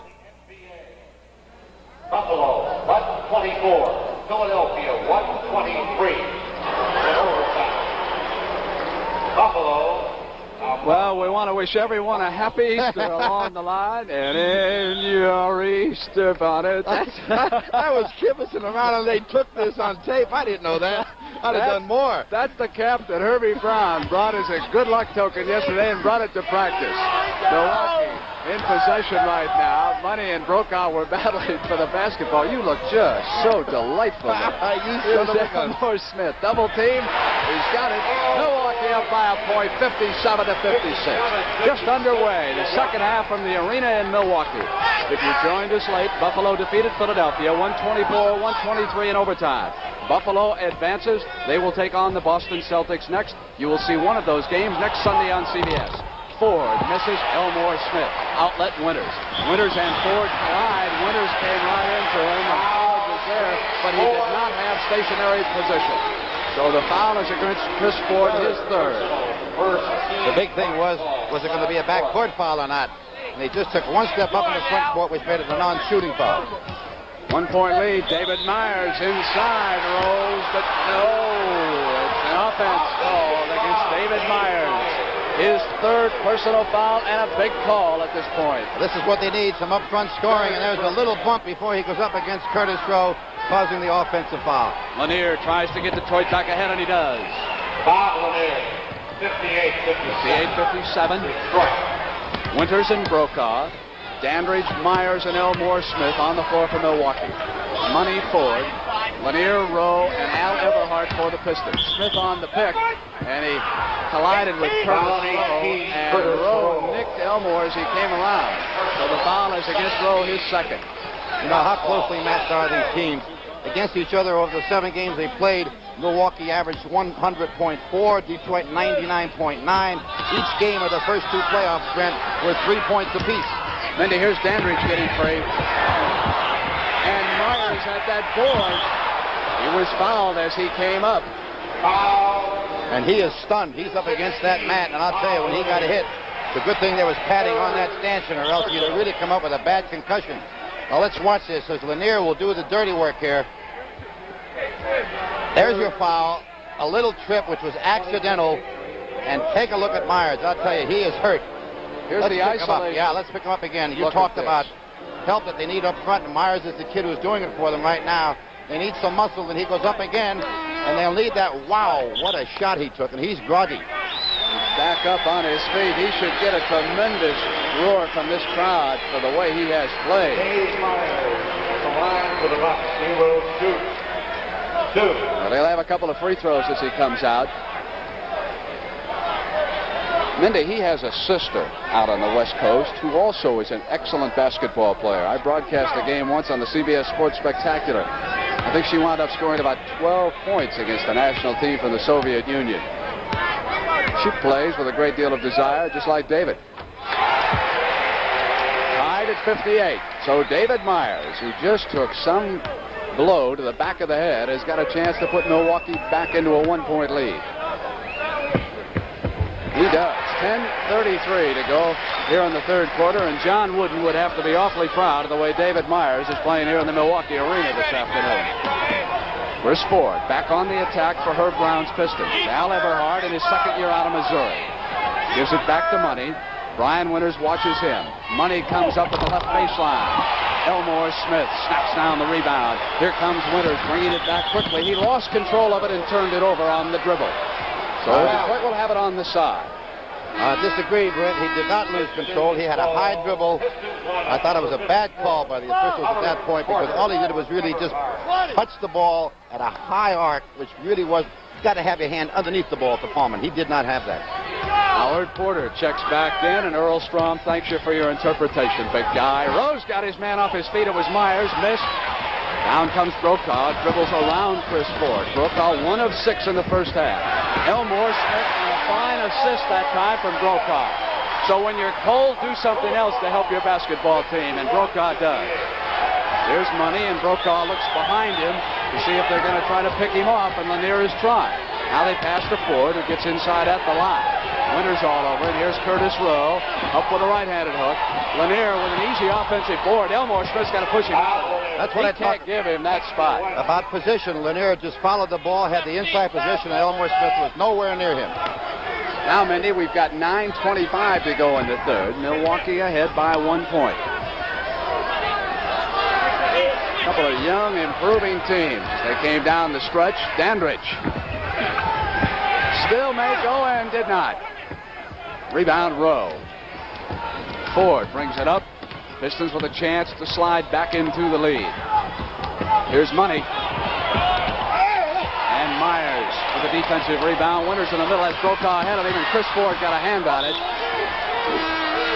And the ball will go over to Detroit. Got to give Chris Ford an awful lot of credit on that play. He was the only one back on defense.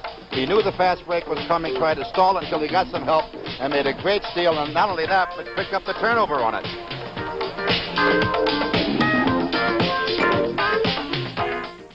We know America wants a better car. Easy to maneuver, carries 6 in comfort, easy on gas, and above all, style. Build that car. We did it! Comfort, luxury, style. And the EPA ratings are 25 on the highway and 17 in the city. Wonderful. You made a Cutlass Supreme. Everyone would like to build a Cutlass Supreme. Get the original from Oldsmobile. The man is golfer Johnny Miller. The look is Johnny Miller menswear. The idea is a very smart one. At Sears, you buy each piece separately, then put together the outfits that suit you. The patterns, the solid colors all work together handsomely. And at sensible prices. Johnny Miller menswear. It's a very together look. And that's America's style. Exclusively in selected larger Sears stores. You're about to travel the extra miles the average car will get from a tank full of gasoline by changing to a new, higher-priced synthesized motor oil that reduces friction so well, it can save you up to 10 miles per tank full.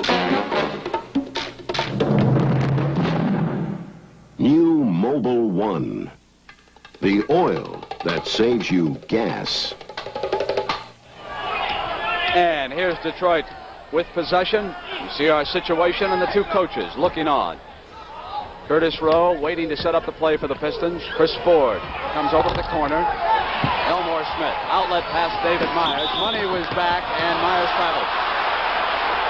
A little bit of a heck of a turnover. That's tough because Elmore Smith picked up a good rebound. And what they're doing right now is they're holding Detroit to just one shot. 8 minutes and 30 seconds to go in the third quarter. The Milwaukee Arena. Howard Porter gives it off to Eric Money. Lanier wants it high. Money goes the other way. Here's Porter's spot. Turnaround jump shot. Howard Porter.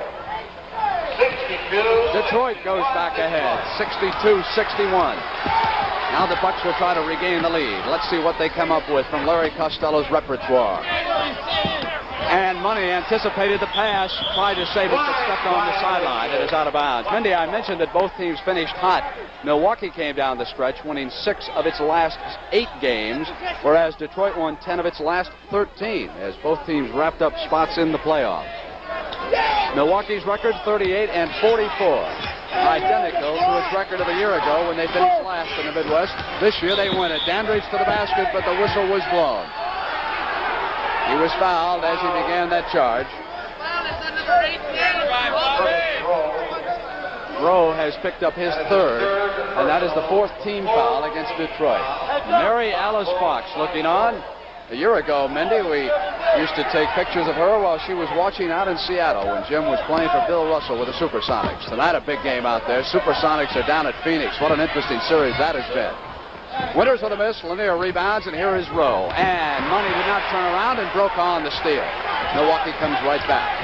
They can go into the lead. Brokaw passes off. He was well defended. Now Winters with a little baseline jump shot has got the Bucks ahead. What an offensive game he has played. Now it is 63-62. Detroit is back trailing by that single point. Winters sticking right with Eric Money. Here is Rowe.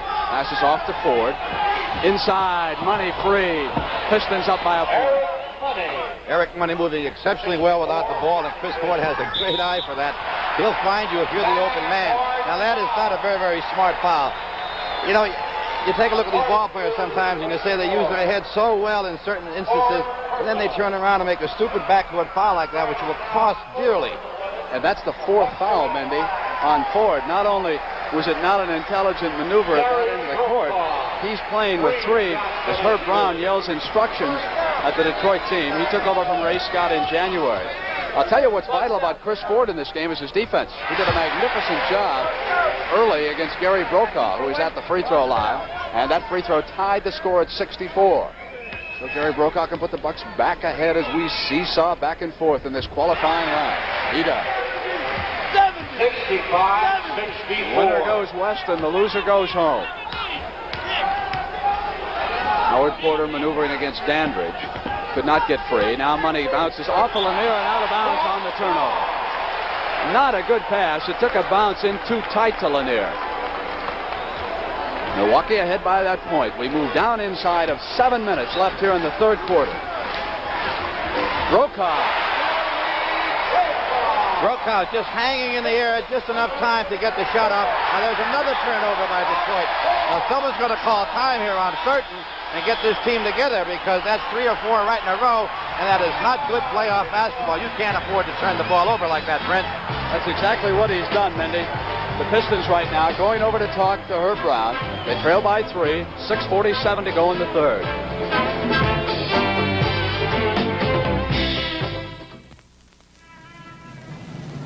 In cities all over the world these days, there's congestion, even underground. The cables beneath the streets carry more and more phone calls, computer data, TV signals. Do we have to keep tearing up streets for bigger and bigger cables? The people of ITT have an answer. Optical fibers, threads of glass thin as human hair. ITT has pioneered a practical way to communicate over these fibers by light, laser light. Eventually, today's underground cables could be replaced by ITT optical fibers, carrying thousands of times more information in the same space.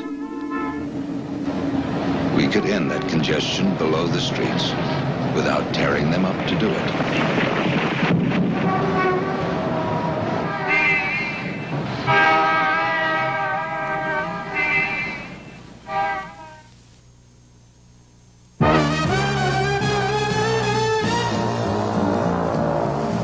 In 2 weeks, CBS Sports will present the $200,000 Houston Open, where the top golfers will be going after the $40,000 first prize. Back in the Milwaukee arena. Staccato applause begins here.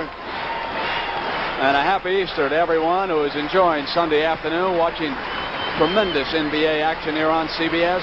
In overtime, Buffalo eliminates Philadelphia, so congratulations to the Braves. And for you 76er fans, you've got to look forward to next year. That team can only get better and better with George McGinnis and Doug Collins and the rest of those stars. Dandridge goes one-on-one with Rowe. Gets Rowe off the floor, comes back up. Elmore tips it. Porter has it taken away by Myers, who lost control, and it went out of bounds. Well, we're going to have a force out here, although the ball did go off of Myers last. Darrell Garrison has come up with a force-out call, and the ball will go back to Milwaukee. And he received a standing ovation on that play for his hustle. He is playing some ball game, as you mentioned earlier, Brent. It is a 3-point Milwaukee lead at 6:26, Mendy. Brokaw gets inside. Lanier with a block. Porter off to Archie Clark, who has come back in for Herb Brown. So the veteran, 10 years of experience in the NBA. Archie Clark, always in the playoffs, on the floor. Lanier wide open. Myers challenged him. He got him as he came across. Lanier was all alone, and David Myers, the rookie from UCLA, did not back off. He went right over there. Elmore Smith tried to overplay Lanier on that particular play. And Myers, as you mentioned, from UCLA, just went over and challenged Lanier. Another good foul, because he wiped out the basket and prevented a possible three-point play. If you're going to foul somebody going to the field goal like that for an easy field goal, make sure he doesn't score, because there's no sense giving him 3. Maybe he'll miss a free throw or 2. Mendy, earlier this year, Lanier was hurt in a game against Seattle, and he shot his free throws right-handed.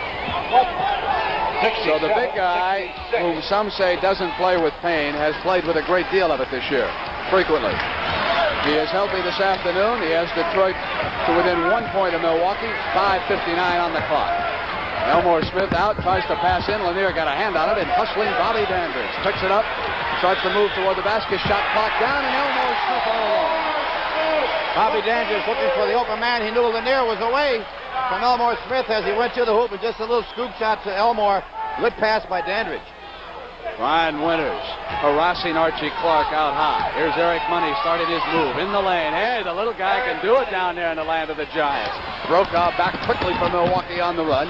He is stopped by Archie Clark. Dandridge the trailing man. Lead has changed hands 11 times in this game. Elmore Smith was beginning to back in on Lanier.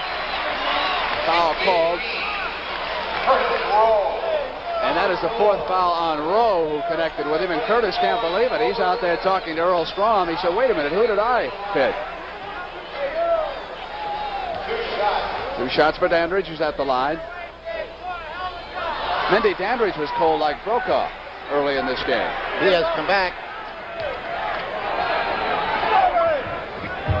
It's that free throw. Those free throws are so important because they start counting for points. You know, when you get down into the closing minutes of any quarter, they become important because you get teams in the penalty situation. Eric Money again. And we are tied once more in the arena at 70. 5 minutes left here in the third quarter. Clark harassing Brian Winters. There's been some pretty good defense on Winters here lately, too. He has not been as devastating as he was in the first half. Here's Brokaw. Now Winters will go to work on Archie Clark. Throws up the jump shot right there. Back to work. That's the play we saw Larry Costello working in practice yesterday. Down low to Winters or down low to Brokaw, clearing out, going one-on-one. With that quickness, Money got to the baseline in a hurry, but could go no further. Rowe jump shot. I'll tell you, we have a ping-pong match here. The biggest lead that either team has had in this particular quarter has only been 3 points, and now we got a tied score again. Milwaukee turns it over. Money comes right back down. Gives to Howard Porter, who comes up with a short jump shot and has Detroit in the lead. 74-72. 4 minutes and 15 seconds up on that clock. Larry Costello, the Milwaukee coach, he wants a timeout. Doesn't like the way things have gone here lately, and he wants to bring his team over to the sideline. You talk about a coach who brings desire to his job, Mendy. He will work a contest as hard as any coach I have ever watched, high school, college, or pros.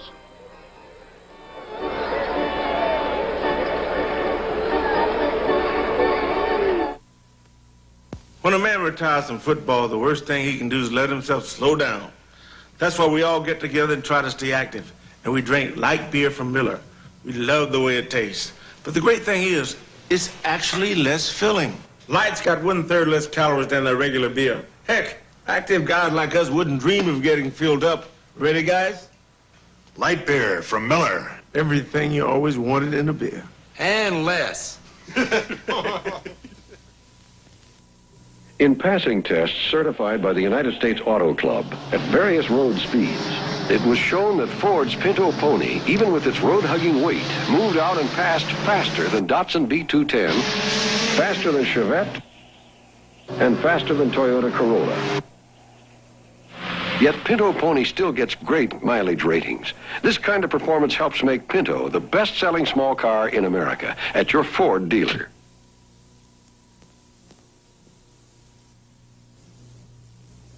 It's your face, let chick love it. It's your face, let chick love it. It's your face, let chick love it. Schick loves your face with Super 2, the only twin-blade cartridge with a Teflon coating that makes closeness really comfortable.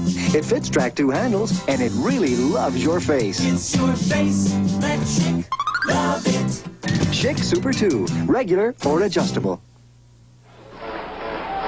Mindy, that statistic reveals one of Costello's problem areas. During the season, the Bucks committed 121 more turnovers than their opponents did, and they're turning the ball over more than Detroit. Incidentally, what did Eric Money say to you when he came past? That was very cute, because right before that timeout was called, he caught my eye as it was coming up court, and I caught his eye, and he mouthed to me, he said, "Wow, Mindy, these games are tough." He's right, they are tough. Well, Money in Detroit ahead by 2. Myers goes to work off the iron. Lanier rebounds, and here is Eric. Lead pass to Archie Clark. Clark cuts through the lane and collides with Money, who tries to save it and hit it back, and they turned it over. Not only are they tough, but when you get knocked over by one of your own teammates, it makes it even tougher. On the side, Brokaw and Winters will put it in play. Here's Brian. Second-year pro out of South Carolina. Watch it, Archie!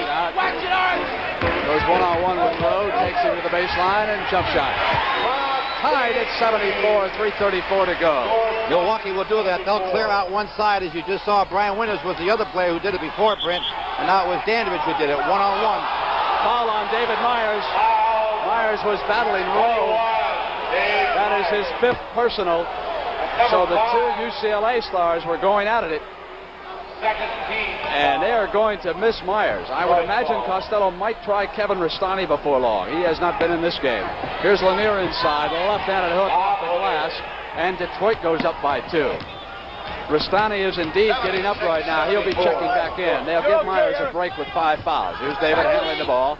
Gives it off now to Winters. Winters comes baseline. Jump shot. Throw it up. Hey, Brian Winters has a tremendous range. I said it earlier in the telecast. You just cannot give him room to shoot. The best way to defend him, Brent, is to defend him before he gets the ball. Tied again, this time at 76. Elmore Smith came out and tapped it, but it will stay in the possession of the Pistons. And Herbie Brown, the Detroit coach, is up. He wants to call a timeout right now. You see Kevin Rastani, second-year pro from San Francisco. He will play. So far, Milwaukee has had a lot of trouble with its strong forwards until the performance of David Myers in this game today. I am sure that Herbie Brown was very, very aware of the substitution that just took place. And let's look for a play against Rastani. He does not think too highly of Rastani's defensive ability. We heard that in practice yesterday. And I'm certain they'll either hit Lanier or hit the man who picks up Rastani. We'll watch for that, Brent. A very interesting team here in Milwaukee, even without the great Kareem Abdul-Jabbar.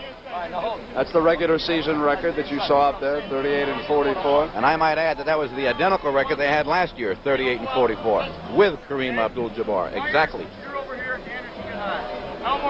Detroit bending in, listening to Herb Brown, although I think that voice I'm picking up is Larry Costello. I hear him mention Elmore Smith, so the voice is not coming from Detroit, it's Costello. Let him go down. Try to get a pass here. Bring your man in. Of course, indeed, we picked up some of the talk as Costello was again teaching this young team. Out here at practice yesterday, he never stopped. They'd run a play, he'd go back to the drawing boards with it, showing them exactly what he wanted them to do. I don't know if I can take another overtime game, Brent. This is a 70-76 game right here. And this game in the third quarter has been tied 6 times already. And we've had a ping-pong match. I don't know if I can handle the third or second overtime game. I got so involved watching Buffalo-Philadelphia that I forgot that our game had already started. That was a heartbreaker for either team to win or lose. That's one thing about basketball, Brent. There are no ties. Somebody's going to win and somebody's going to lose. Here's Rowe waiting for Archie Clark, who comes around him. Rowe tries to pick off Brokaw, fought through it and stayed right with Clark. Here's Rowe inside. Missed on the shot. And now Milwaukee with a lead pass up to Dandridge. Dandridge has it on the floor at the baseline. Lanier was there with the block. Pistons now come back tied at 76. 2 minutes and 25 seconds. Clark hits Lanier at the free throw line. Comes back up with his left-handed shot, and the Pistons slide into the lead by 2. Quick pass off of Rastani's hand. Milwaukee sloppy on that play. They have turned it over. Mindy, you mentioned the Buffalo game and that final score again for those who have just joined us. Buffalo 124, Philadelphia 123, decided in overtime, and 34 points for the big back, Bob McAdoo. You'll see him next Sunday on CBS as Buffalo now takes on the Boston Celtics. Money off the iron. Brokaw brings it down. Milwaukee with a chance to tie it up if they can convert. And Gary Brokaw, did you see him get off the floor? What elevation he got. Not only did he get off the floor, but he got off the floor with a little push from Archie Clark that time. He helped him get off his feet. Jimmy Fox and George Trapp will be checking back into the game for Milwaukee and Detroit, respectively. Tied at 78, 1:35 left. Lanier with great range outside, partially blocked. Someone, I believe, hit the bottom of his hand. Elmore Smith. Intercepted by Archie Clark, who comes right back for the Pistons. Off the iron, Money throws it up. That's what I talk about, position on rebound. Now, Brokaw is at least 4 or 5 inches taller than Eric Money, yet Money had the position on the rebound and converted it into a field goal. Smallest man on the floor, 6 foot. It's the offensive boards for the Piston and converts. And Brian Winters, he could throw him in from downtown Milwaukee right now. Tied at 80 with 104. Baseline drive by Archie Clark, who tossed it up. No foul. Brian Winters brings it back down. Milwaukee will try to regain the lead. He slammed in to Eric Money, and Winters goes down. He's injured his right ankle. That's going to be more important than the foul call against him right here. Happened to be an excellent foul call, but of course, as you mentioned, how is he? Is it a knee or is it his ankle? I believe it's a right ankle, Mindy. We'll wait for the trainer to come out, but I think that's what he grabbed in pain. Yes, it is. There's his hand. Let's take a look at him. You think right now that Eric Money had position on this, no right? question, he had a position. What happened is Brian Winters turned his head slightly to see who the trailer was on the play. And when the defense has its position, you've got to avoid it. You just cannot run through him. Larry Costello, very unhappy with the call. Those are tough calls to make in a playoff game, but you've got to consider the consequences of any call, Brent. You just can't think out there. You've got to blow the whistle and react immediately. They had a lot of contact between these two teams in Detroit Thursday, Mindy. I believe they had 25 fouls called in the fourth period. You and I went over to the television station and screened the second half of that ball game, and it was like one long procession to the free throw line there for a time. You were right. And in that quarter, late in that quarter, I might add, that Lanier fouled out of that game. But of course, they went on to win it, but it didn't help their cause any. Jack McKinney there, the Czech sport coat. He is Costello's assistant coach. Brian Winters. He certainly has one of the finest mustaches in the NBA. I got to say that, along with being a deadly shooter. So Jimmy Price will get a chance to run the Bucks with Winters taking a break. See, the strange thing about this crowd reaction when you make a call like that, Brent, is very interesting. Let's say the call went the other way. I mean, the important thing at this point in the game is not the call, offensive or defensive foul. It's Brian Winters' injury. And had the official called it the other way, Brian Winters would still have been injured, would he not? Nothing would have changed any. Herbie Brown has just given Bob Lanier a rest. Well, there's a great story when Lanier was in New York, and the writers asked him after a Knick Piston game how he got along with Herb Brown. He said, everything's fine except he's a screamer, and he bothers me on the bench. And then they asked him, can you stand screamers and hollerers? And he said, no, I can't stand screamers and hollerers. Eric Money has it blocked by Jimmy Price, and Dandridge came out with Jim Price, and the foul is against Dandridge. That is the third personal foul and also the third team foul. 2 minutes. Pistons ball. Eric Money with control for Herb Brown's Pistons, tied at 80. Some 30 seconds remaining here in the third quarter. They run the shot clock down toward 10, and then Archie Clark takes it himself. George Trapp controls, hit out of bounds by Dandridge. Now, if Detroit is smart, they'll listen to Coach Herbie Brown over here and just play for the last shot in this quarter. They've got 24 seconds on the big clock, and they'll probably go for the last shot. You can see just a 2-second difference in the clocks as they go to work here with a game tied at 80.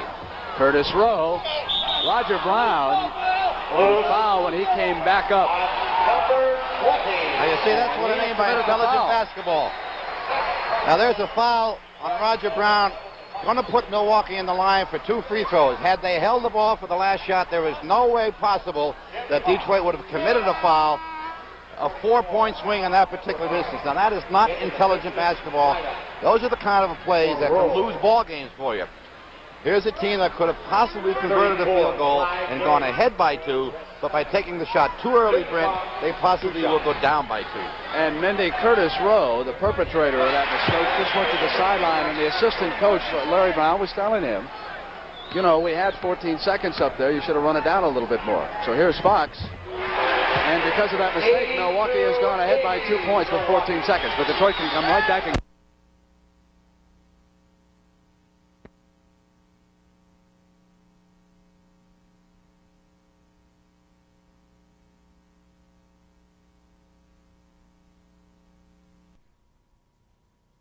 .72.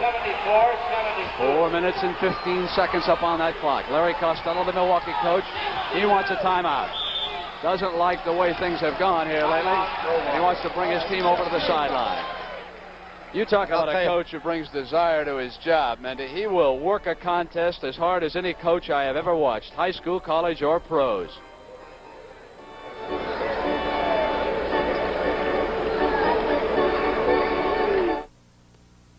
When a man retires from football, the worst thing he can do is let himself slow down. That's why we all get together and try to stay active. And we drink light beer from Miller. We love the way it tastes. But the great thing is, it's actually less filling. Light's got 1/3 less calories than the regular beer. Heck, active guys like us wouldn't dream of getting filled up. Ready, guys? Light beer from Miller. Everything you always wanted in a beer. And less. In passing tests certified by the United States Auto Club at various road speeds, it was shown that Ford's Pinto Pony, even with its road-hugging weight, moved out and passed faster than Datsun B210, faster than Chevette, and faster than Toyota Corolla. Yet Pinto Pony still gets great mileage ratings. This kind of performance helps make Pinto the best-selling small car in America at your Ford dealer.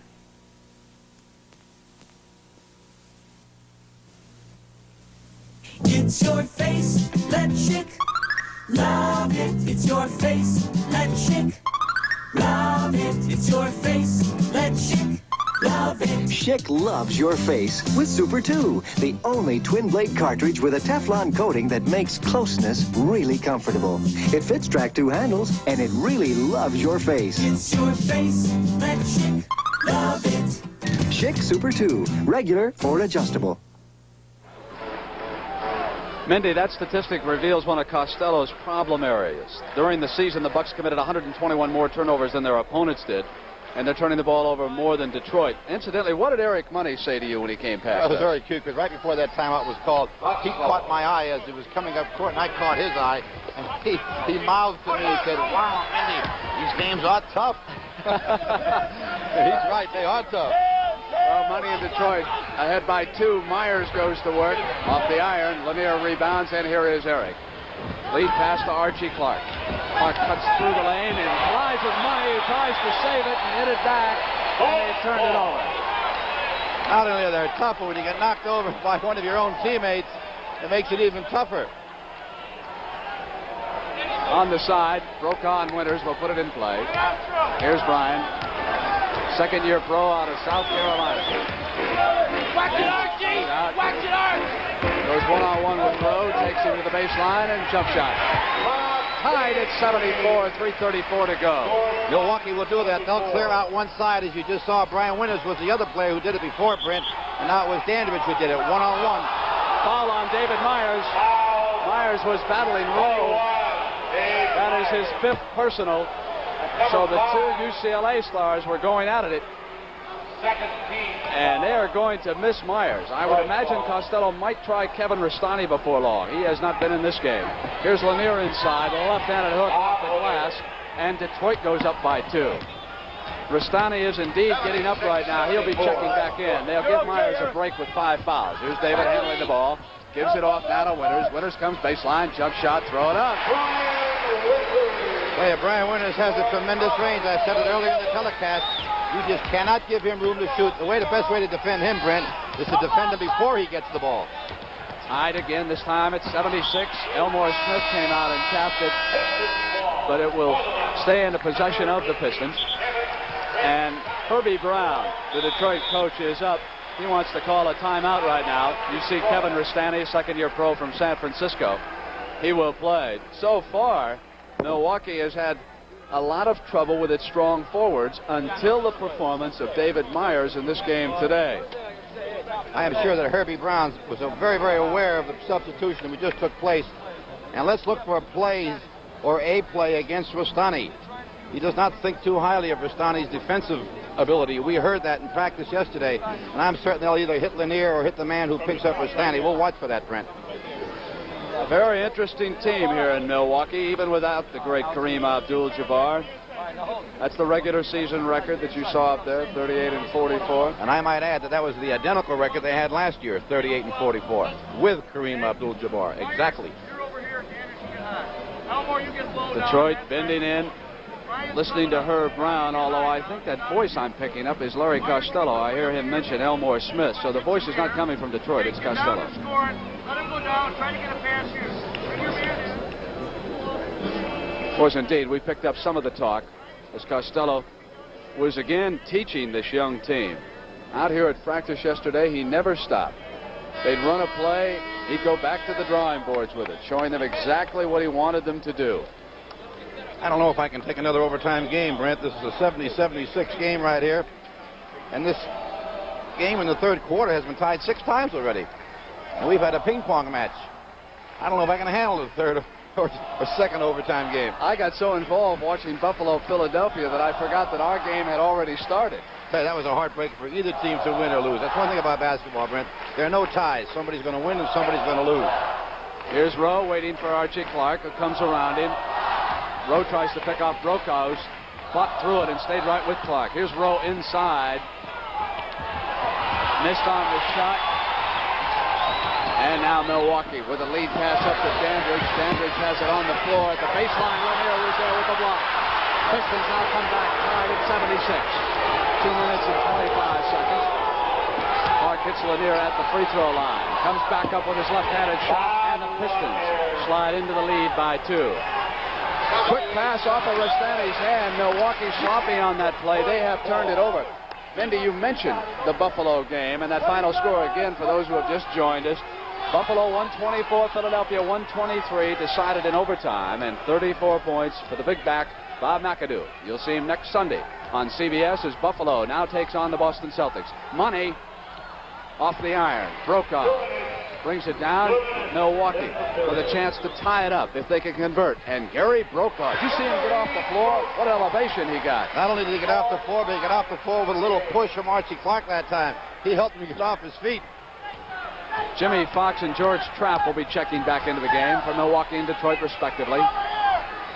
Tied at 78, 1:35 left. Lanier with great range outside, partially blocked. Someone, I believe, hit the bottom of his hand. Elmore Smith. Intercepted by Archie Clark, who comes right back for the Pistons.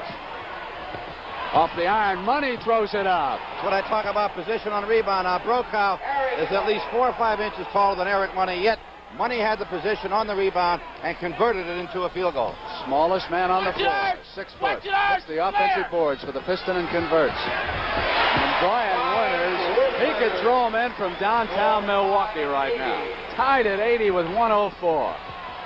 Baseline drive by Archie Clark, who tossed it up. No foul. Brian Winters brings it back down. Milwaukee will try to regain the lead. He slammed in to Eric Money, and Winters goes down. He's injured his right ankle. That's going to be more important than the foul call against him right here. Happened to be an excellent foul call, but of course, as you mentioned, how is he? Is it a knee or is it his ankle? I believe it's a right ankle, Mindy. We'll wait for the trainer to come out, but I think that's what he grabbed in pain. Yes, it is. There's his hand. Let's take a look at him. You think right now that Eric Money had position on this, right? No question. He had position. What happened is Brian Winters turned his head slightly to see who the trainer was on the play. And when the defense has his position, you've got to avoid him. You just cannot run through him. Larry Costello, very unhappy with the call. Those are tough calls to make in a playoff game, but you've got to consider the consequences of any call, Brent. You just can't think out there. You've got to blow the whistle and react immediately. They had a lot of contact between these two teams in Detroit Thursday, Mindy. I believe they had 25 fouls called in the fourth period. You and I went over to the television station and screened the second half of that ball game, and it was like one long procession to the free throw line there for a time. You were right. And in that quarter, late in that quarter, I might add, that Lanier fouled out of that game. But of course, they went on to win it, but it didn't help their cause any. Jack McKinney there, the Czech sport coach. He is Costello's assistant coach. Brian Winters. He certainly has one of the finest mustaches in the NBA. I got to say that, along with being a deadly shooter. So Jimmy Price will get a chance to run the Bucks with Winters taking a break. See, the strange thing about this crowd reaction when you make a call like that, Brent, is very interesting. Let's say the call went the other way. I mean, the important thing at this point in the game is not the call, offensive or defensive foul. It's Brian Winters' injury. And had the official called it the other way, Brian Winters would still have been injured, would he not? Nothing would have changed any. They have two. Herbie Brown has just given Bob Lanier a rest. Well, there's a great story when Lanier was in New York, and the writers asked him after a Nick Piston game how he got along with Herb Brown. He said, everything's fine except he's a screamer, and he bothers me on the bench. And then they asked him, can you stand screamers and hollerers? And he said, No, I can't stand screamers and hollerers. Eric Money has it blocked by Jimmy Price. And Dandridge came out with Jim Price. And the foul is against Dandridge. That is the third personal foul and also the third team foul. Pistons ball.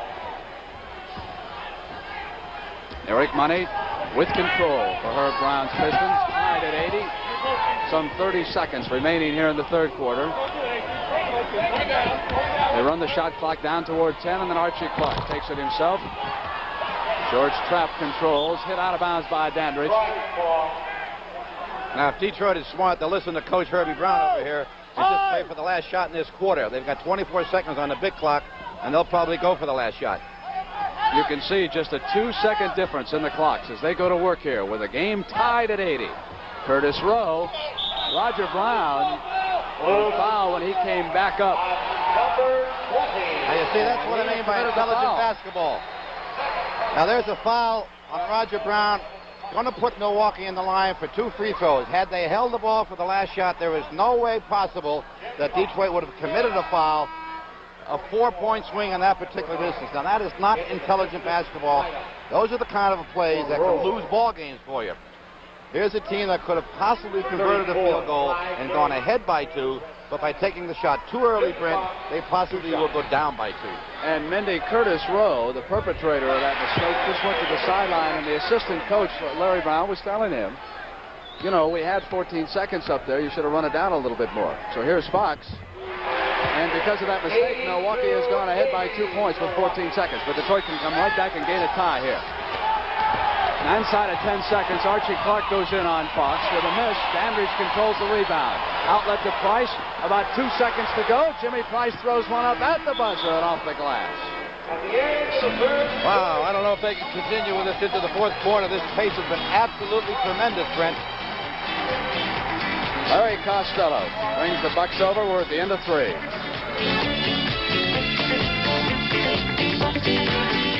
You'll see the best in basketball when you watch the NBA.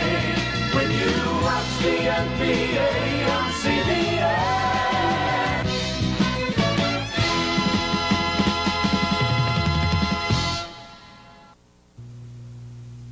Brad Brunell's 71 Ford Torino gets better mileage now than it got before. The only difference, a fresh set of champions. Same thing with Johnny Creech's 74 Toyota. Better mileage with a fresh set of champions. If your plugs are worn, a fresh set of champion spark plugs can help your mileage and performance too. Come on, how's your car been lately? Get better mileage. Fill her up with champions. In passing tests certified by the United States Auto Club at various road speeds, it was shown that Ford's Pinto Pony, even with its road-hugging weight, moved out and passed faster than Datsun B210, faster than Chevette, and faster than Toyota Corolla. Yet Pinto Pony still gets great mileage ratings. This kind of performance helps make Pinto the best-selling small car in America at your Ford dealer. Kawasaki lets the good times roll. Kawasaki lets the good times roll. Get aboard, get away, and you're gonna say, let the good times roll.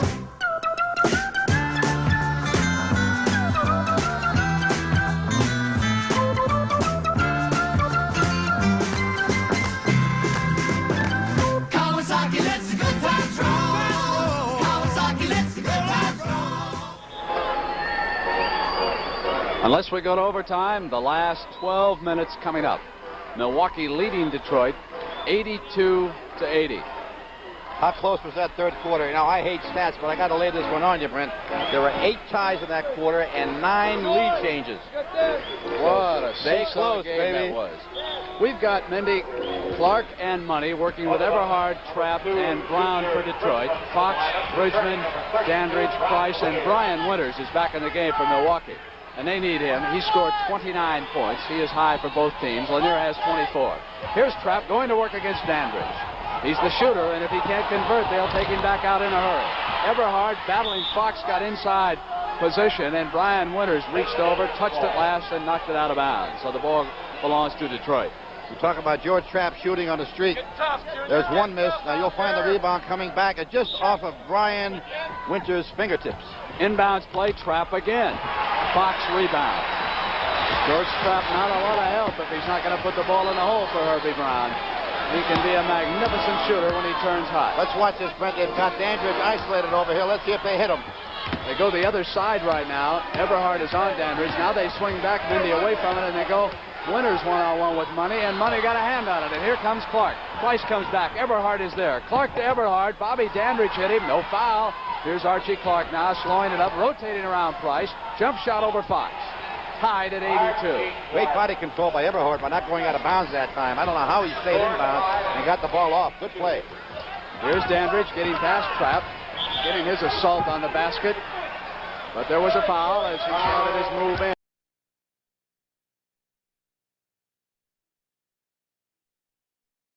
In passing tests certified by the United States Auto Club at various road speeds, it was shown that Ford's Pinto Pony, even with its road-hugging weight, moved out and passed faster than Datsun B210, faster than Chevette, and faster than Toyota Corolla.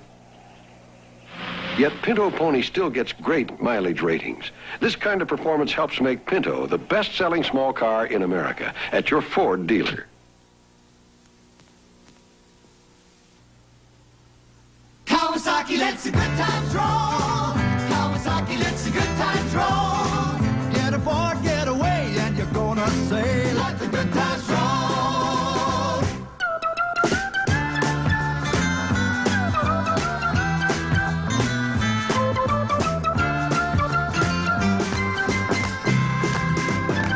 Kawasaki lets the good times roll. Kawasaki lets the good times roll. Unless we go to overtime, the last 12 minutes coming up.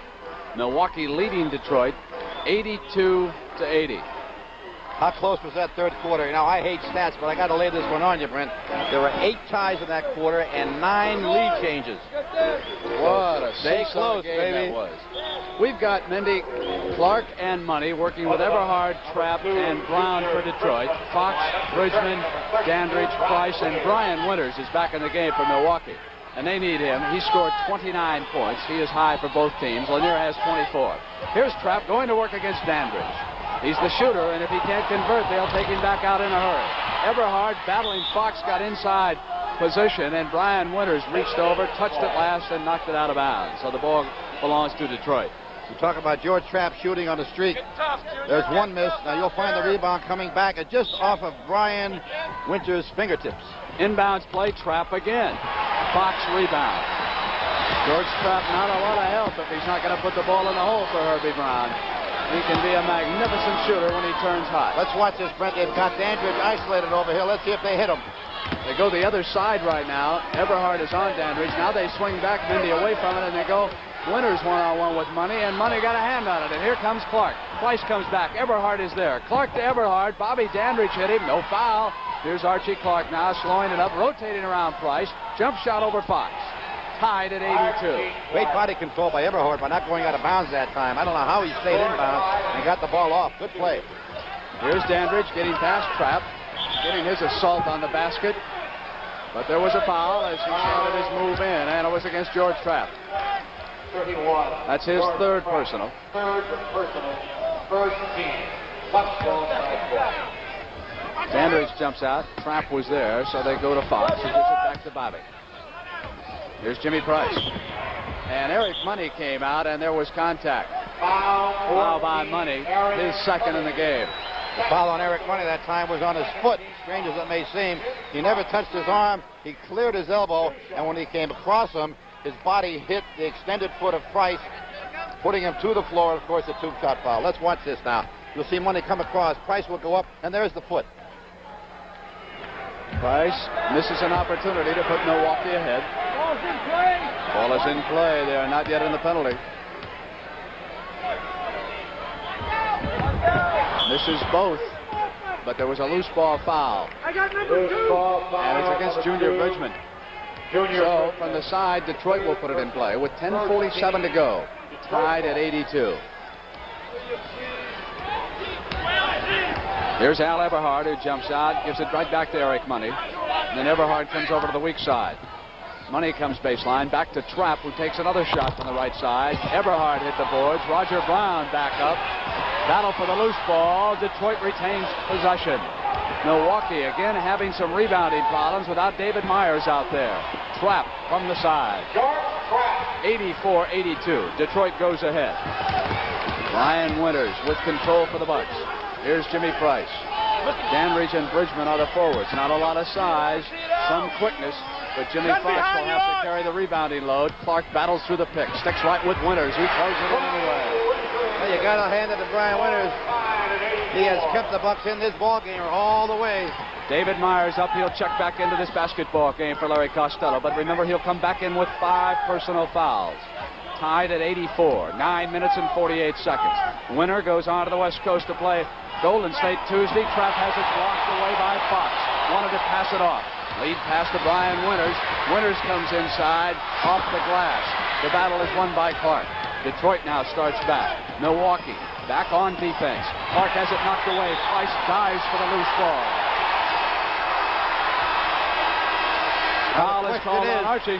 Is it going to be a loose ball foul or a backcourt foul? And it's going to be a backcourt foul. A very important call. And there is David Myers, who is indeed coming back in.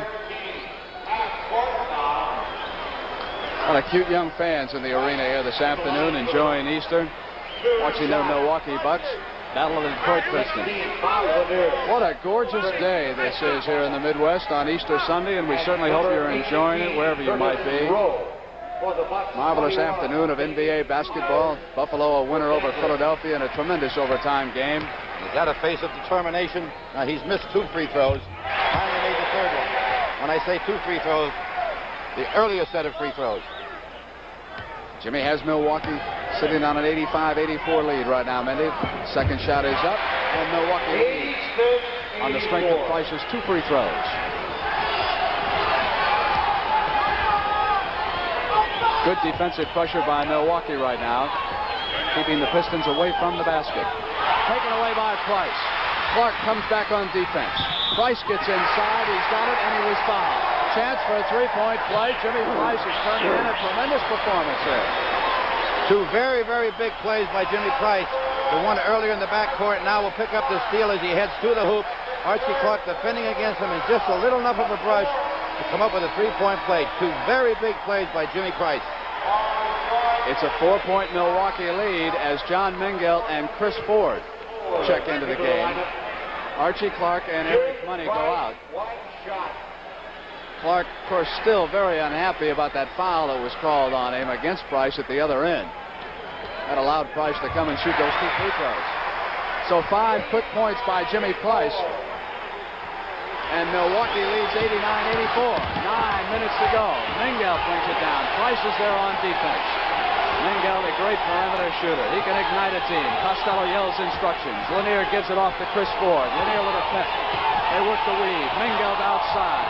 Up high. Foul won by Myers, who brings it down. Outlet pass to Jimmy Price. Cross court to Fox. Quick ball movement to Junior Bridgman. And he was fouled. And they are fired up here in Milwaukee after those last 2 or 3 plays.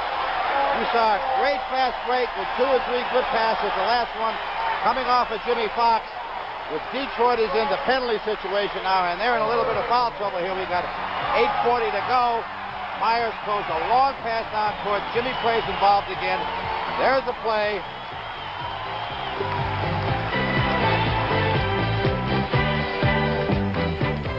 When I first went out for my brother's baseball team, he was so mad. Tried to ignore me till he saw I was serious. Then he said, "Well, you better stay fit. Maybe you ought to eat a Wheaties breakfast." Well, he didn't have to tell me that. I know Wheaties is part of a good, nutritious breakfast. And I know Wheaties is whole wheat with all the bran. Boys. At first, they all laughed when I went out for the team. But nobody's laughing now. Oldsmobile spent months on this Cutlass S, redesigning the sides and this front end, trying to find the perfect lines. And for 1976, for good gas economy, a 5-speed overdrive transmission is available on the Cutlass S. I'll admit it. I want a car that's exciting to drive. That'll turn some heads. That's why I got a Cutlass S. Well, that, and it's an Oldsmobile. The 1976 Oldsmobile Cutlass S. Can we build one for you?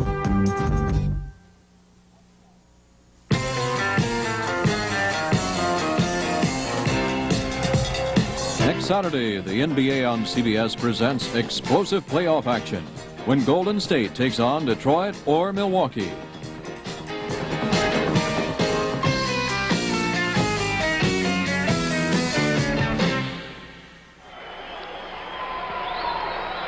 Mindy, what have you got on Brian Winters shooting from the field? Brian Winters has had 15 out of 21. Just a tremendous shooting performance. 15 out of 21. And I might add that none of those were layups, mind you. Those were all 15, 18, 22 footers. And that is just tremendous shooting. Here's Junior Bridgman, the rookie from Louisville. Grew up in East Chicago, Indiana. What a high school career he had, and then later in college. I might add something here, Brent, for the interest of our fans. This has all happened. This 6 or possibly maybe a 7-point lead here with Chris Ford sitting on the bench. So how important has Chris Ford been to this Detroit club? When he went out, it was just an exact tie. He was out 7 points. Let's see if he can bring him on back. All right, Mindy, let's watch. He has control right now.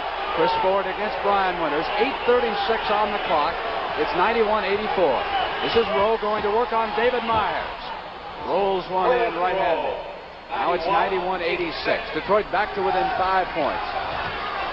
David Myers with 5 fouls on him. Curtis Rowe is going to attempt to get him out of the ball game when they get the ball back. I'm certain. Myers waits for Winters to come around. Now passes it off to Brian. Chris Ford out there for defensive purposes against the shot clock. Throws one up and George Trapp rebounds. Outlet to Rowe. Winters, I think, is still nursing that right ankle just a bit. He slowed up after he stopped abruptly. Ford bounces it to pick Bob Lanier. Backing in on Jim Fox. And play was stopped because there was contact. Jimmy Fox was pushing on him. Not yet in the penalty situation. Second foul against Fox. 2 on the team side.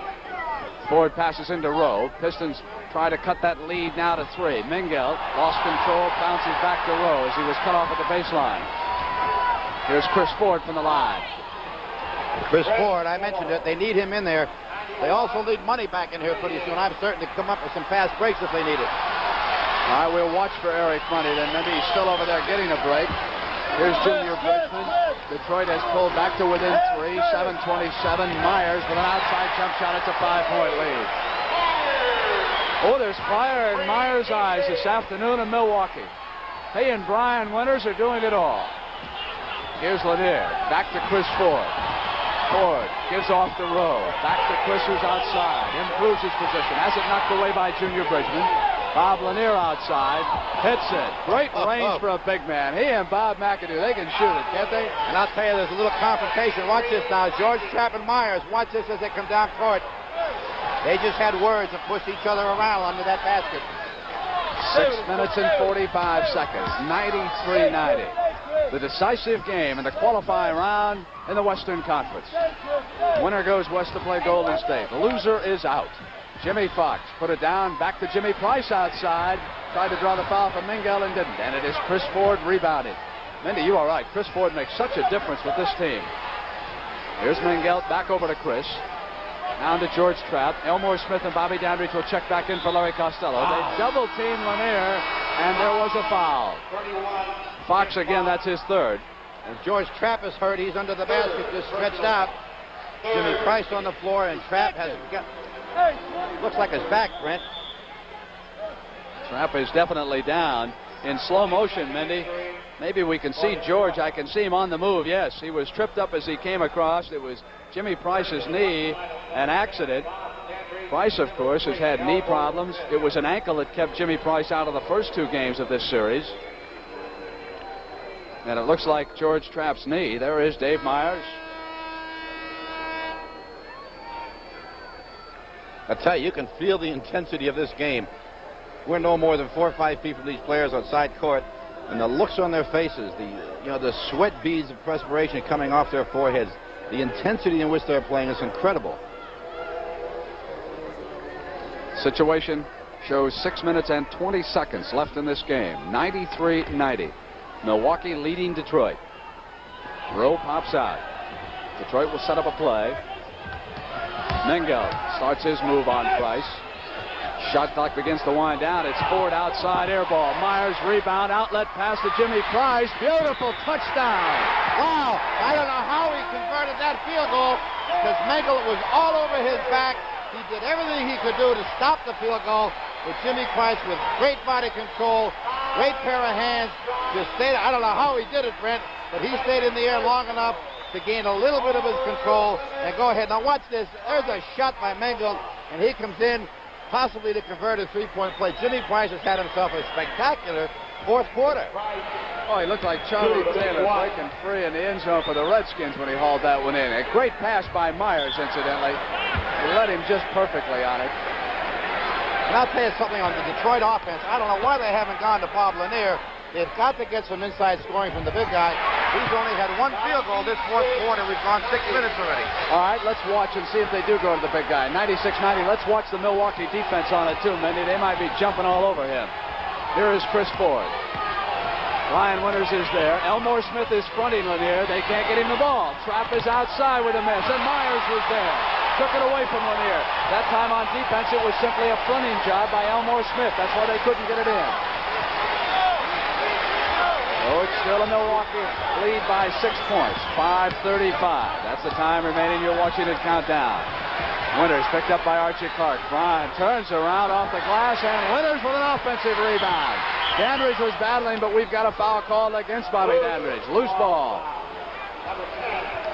Larry Costello said to us yesterday in practice that the one thing that he hasn't had out of his club is some up-court, some front-court rebounding, and he's getting it today from Brian Winters. Excuse me, not from Brian Winters, from Myers. He's doing it all on both boards, Brent.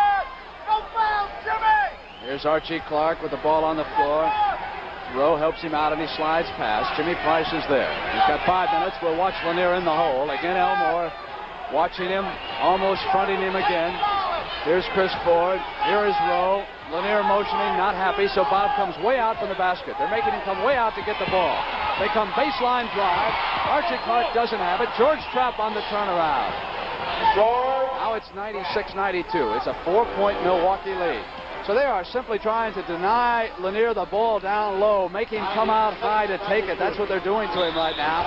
Dandridge was fouled by Trapp as he started to run. That is the 5th foul against Detroit. So they've gone into the penalty situation. 4 fouls on Trapp. Dandridge will come to the line. And I'll tell you, Bob Lanier is not happy with his teammates right now.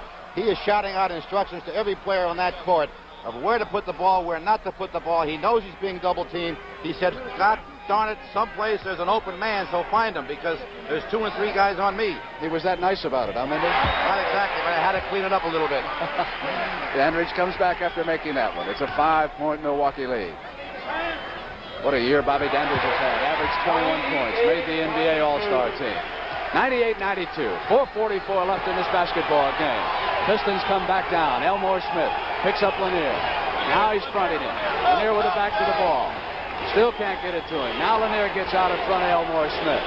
Winters slides past. Trapp comes up with a jump shot. He's got it, and he drew the foul from Dandridge. That's a 5th foul on Milwaukee. They slide into the penalty, and the 5th personal against Bobby Dandridge. So he's in foul trouble. We'll watch Trapp go one-on-one against Bobby Dandridge. Now they'll clear out. Everybody just get out of there, and Dandridge will just catch the elbow just ever so slightly enough for the foul to be called. George Trapp for a 2-for-1 situation. Mindy, they are clogging and fronting and pushing against Lanier right now. They know that what you said is absolutely true. For Detroit to win, they got to get the ball to him, and Milwaukee is trying to deny him that ball. Dandridge to Winters. Ford is there. Baseline drive. Lose control. Pistons come back on the turnover. Here's Archie Clark.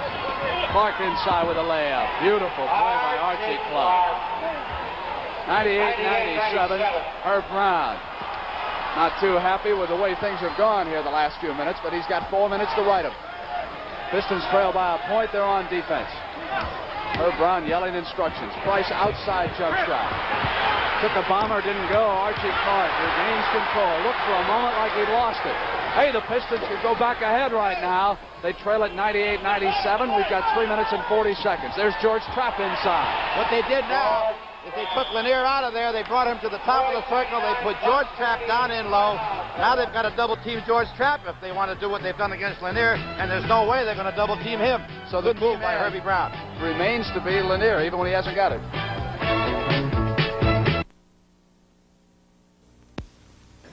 You know, I finally found a beer I can respect. Light beer from Miller. It tastes great. But what I really like is it's less filling. Light has 1/3 less calories than their regular beer. I tell you, I gotta watch myself. This is a tough place.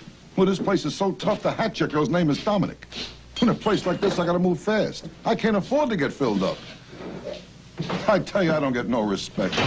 Light beer from Miller. Everything you always wanted in a beer, and less.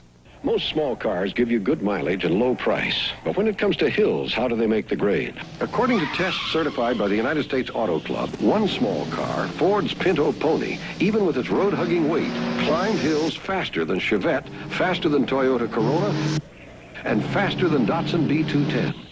Yet even with the power to face up to hills, Pinto Pony still gets great mileage ratings. This kind of performance helps make Pinto the best-selling small car in America at your Ford dealer.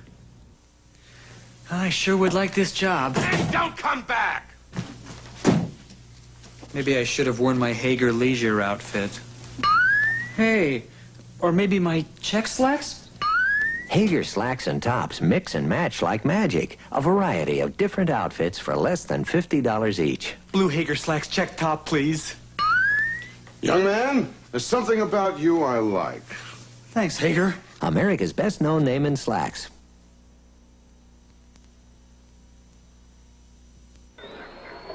Can't beat the action at the NBA playoffs, Mindy Rudolph. I'll tell you, this is sensational basketball. A doubleheader like this on a given Sunday. I don't know if I can handle all that. George Trapp has scored 7 points in 1:10. He is blazing hot right now. And he has the Pistons ahead of Milwaukee 99-98.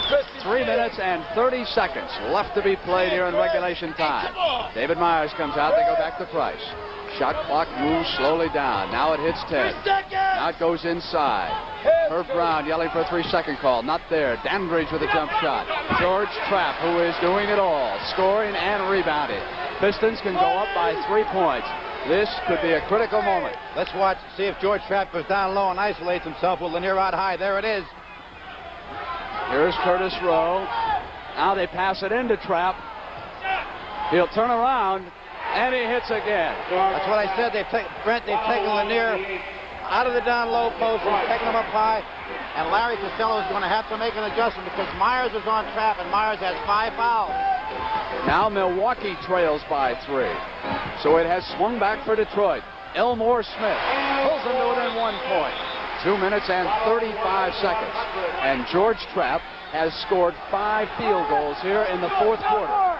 Now we got Myers over on Rowe. We've got Dandridge over on Trapp with a little height advantage in George Trapp, and I'm sure they'll go to him again. Here's Trapp pointing that he's going to go back toward the glass. Lanier is out high. Rowe is over there. Rowe faces the basket. Now Trapp pops out this time, and they send Lanier out. Now Trapp goes back in. Here's Chris Ford. Shot clock going down. They must hurry now. They may have to fire one up. Shot clock running down. Archie Clark at the buzzer. Not there. So they have turned it over. The 24 seconds expire, and he did not hit anything, so it continued to run. So that is a violation. A 24-second violation at 2:09. And here come the Milwaukee Bucks with Gary Brokaw back in the game. He will work in the backcourt along with Brian Winters. Now you might wonder, what can he do differently than Jim Price did for the Bucks? Well, for one thing, he gives you just a little bit more quickness. He can get inside down that lane area. So we'll watch as Brian Winters comes down against Chris Ford. Move down toward the 2-minute mark. 101-100. Milwaukee trailing by a point right here. Elmore Smith off his hand. Dandridge pops out, has it inside, throws it up. No foul. Trapp was there. Dandridge trying to draw the foul. Herbie Brown wants timeout on the side. He's got it. Well, the coach of the Pistons brings his team over to the sideline. They lead it right now, Mindy, by a point. They've got 1:45, so he just wants to settle them down and set up a good play.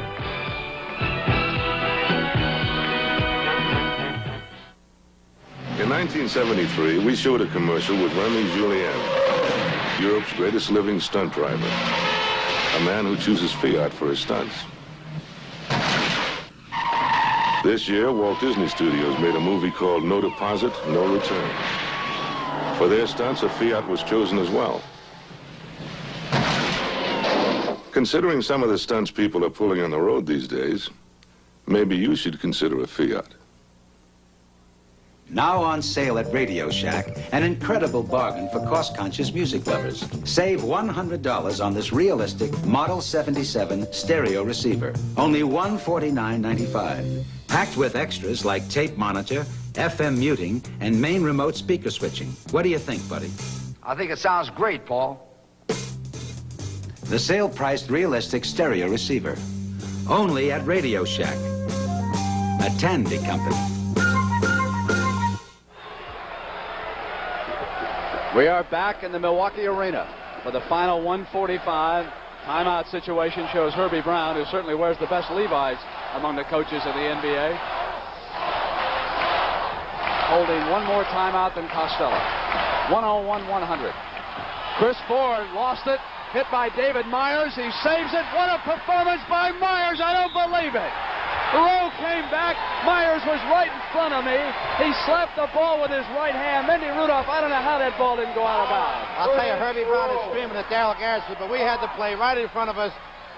We're 2 feet from the play. Herbie Brown is maybe 60 feet away, and he kept in bounds. An incredible performance by David Myers today. I'll tell you, I don't know how he stayed in bounds. It was a tightrope walk all the way down court. Happened right in front of us. On that inbounds play, it was Chris Ford had the ball get away from him just a bit. He saved it, but in saving it, it was David Myers who was able to slap it down court and begin his run. Drew the foul from Curtis Rowe. At the line, he has tied it. 138, and here is David Myers. You talk about pressure on a rookie. And he has played like anything but a rookie this afternoon. He has played a sensational basketball game, win or lose. He really has played a tremendous basketball game. Milwaukee goes up by a point on the strength of David Myers, who saved it, went in, drew the foul. Now 137. Pistons come back down. Elmore Smith is fronting Lanier right now, trying to deny him the pass. They come back to Archie Clark. Shot clock will move down towards 10. Here is Ford. Brian Winters on him. Shot clock comes down toward 5 seconds right now. Dandridge is there. Archie Clark with a jump shot. He hits it. Detroit is up by 1. What a pressure shot, Brent. He let that go with about 3 seconds on the clock. And that's the old experienced head for you, number 11, Archie Clark. So now, hero, who's going to be a hero? 105. Dandridge rotates over left. Brian Winters is there. Chris Ford tightens up. Smith wants to pick on him. Ford and Winters were battling, and Chris got a hand on it, so Milwaukee retains control. The game clock is on the right-hand side. You are watching it. You will be able to keep track of it as we wind it down right now. Here is Brian Winters. Shot clock is inside of 5. They've only got 10 seconds. They got to hurry at the shot clock. Price outside. Not there. Lanier and Ford. Now they come back to 45 seconds. So a field goal right here, Mindy, would look awfully big for Detroit. Clark waits to set the play up. Here is Lanier. Herbie Brown is calling for timeout, and nobody sees it. He wants to set up a play. He doesn't have time to. There's only 5 on the shot clock. They got to get it up. 3 seconds. George Trout, 1 second at the buzzer. Off the iron. Elmore Smith with 23 seconds. Timeout, Milwaukee. 103-102, and the Bucks will go over and set up a play. Herbie Brown was desperately calling for a timeout. Nobody saw him. Nobody heard him. He took a very bad shot. No play set up.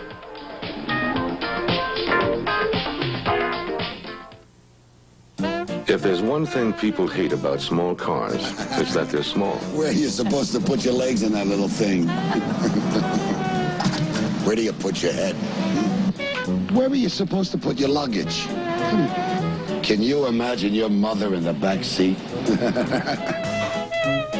At Fiat, we give you more room for people and luggage than the 3 biggest selling imported cars in America. I could live with it.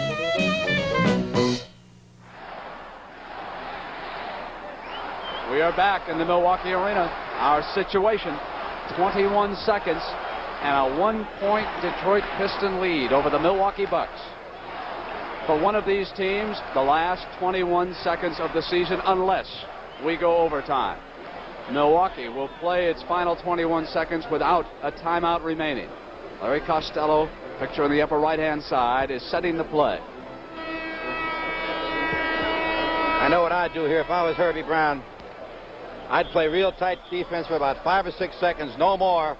And if they don't create a steal within that period of time, I would go after Elmore Smith and foul him, because he's probably the poorest free throw shooter on the Milwaukee club, and gamble on him missing one of the free throws and possibly get the ball back and tie this. Costello finishes diagramming his play and sends the Bucks out. This game has been tied, Mendy, 14 times, and the lead has changed hands 17 times.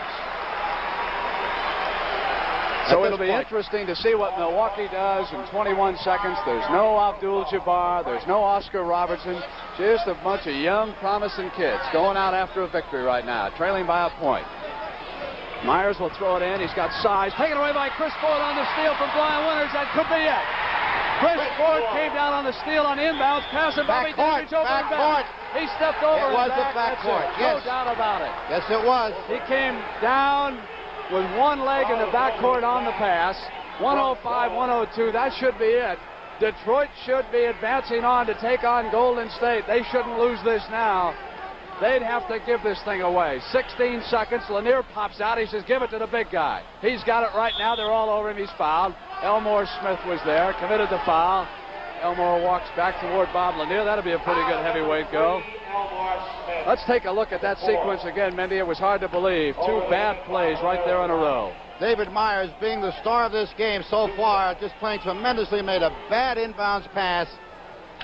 Turned it over. Chris Ford scoring the field goal. Now you'll watch Lanier on the free throw line at this point to ice this game away. He could put him up. There's 4. Could put him up by 5. I'll tell you, it's a pity that had to happen to any ball player, but particularly in this game, Brent, David Myers, because he really did play a super basketball game up until that point, a very crucial mistake. 5-point lead, 10 seconds, it's over. Detroit is going to win it. Winters, who was incredible, hit that field goal. Last 5 seconds, Herbie Brown saying, hold on, let it run down. Let's get it over, and there it is. Detroit has won it. They have won the qualifying round. And now they will advance into the quarterfinals against the world champion Golden State Warriors.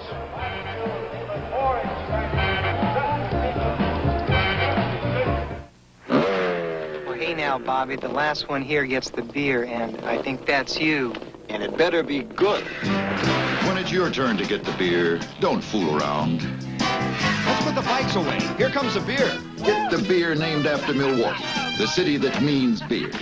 Old Milwaukee beer tastes as great as its name. Bobby, you're beautiful. I'm glad you finally noticed. But how about a beer? Couple of tremendous NBA playoff games on CBS this afternoon. Detroit a 3-point winner against Milwaukee. Earlier, Buffalo eliminated Philadelphia 124-123 in overtime. And of course, tonight, Mindy and Phoenix, Game 3 of the Seattle-Phoenix showdown. They are tied at a game apiece. Now, our schedule next week looks like this. At 2 p.m. Eastern Time, next Saturday, the Golden State Warriors will play the Detroit Pistons. That will be Game 3 of that series. Then on Sunday, another doubleheader.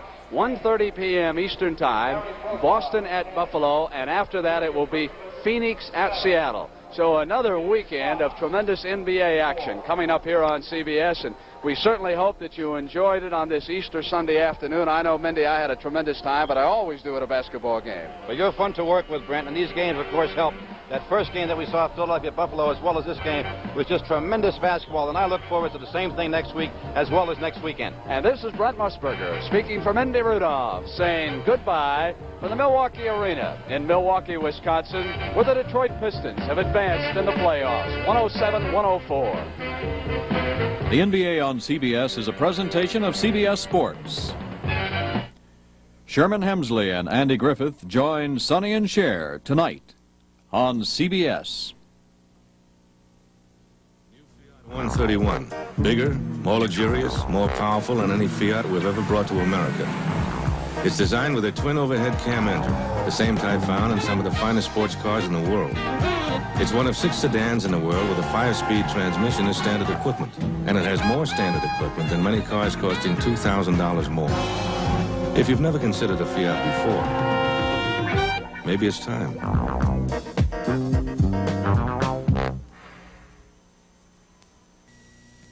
I can be very friendly, yes I can. Catch you with kindness, that's my plan. 'Cause you know the way things are. I need every car. I can be very friendly, yes I can. 7 out of 10 cars on the road today can use my Sunoco 190. It's made to sell below record. Look, I wouldn't want to let my customers spend more money than they have to. It's my best motor oil, Sunoco Special. Heck, you can take this 10W40 grade, do a lot of hard driving, and it'll stay a 40 grade. Give you every courtesy, that's what friendly is to me. I can be very friendly, yes I can. I can be very friendly, yes I can. I can be very friendly. Yes, I can. Yes, I can. Channel 2, New York. Channel 2 News and a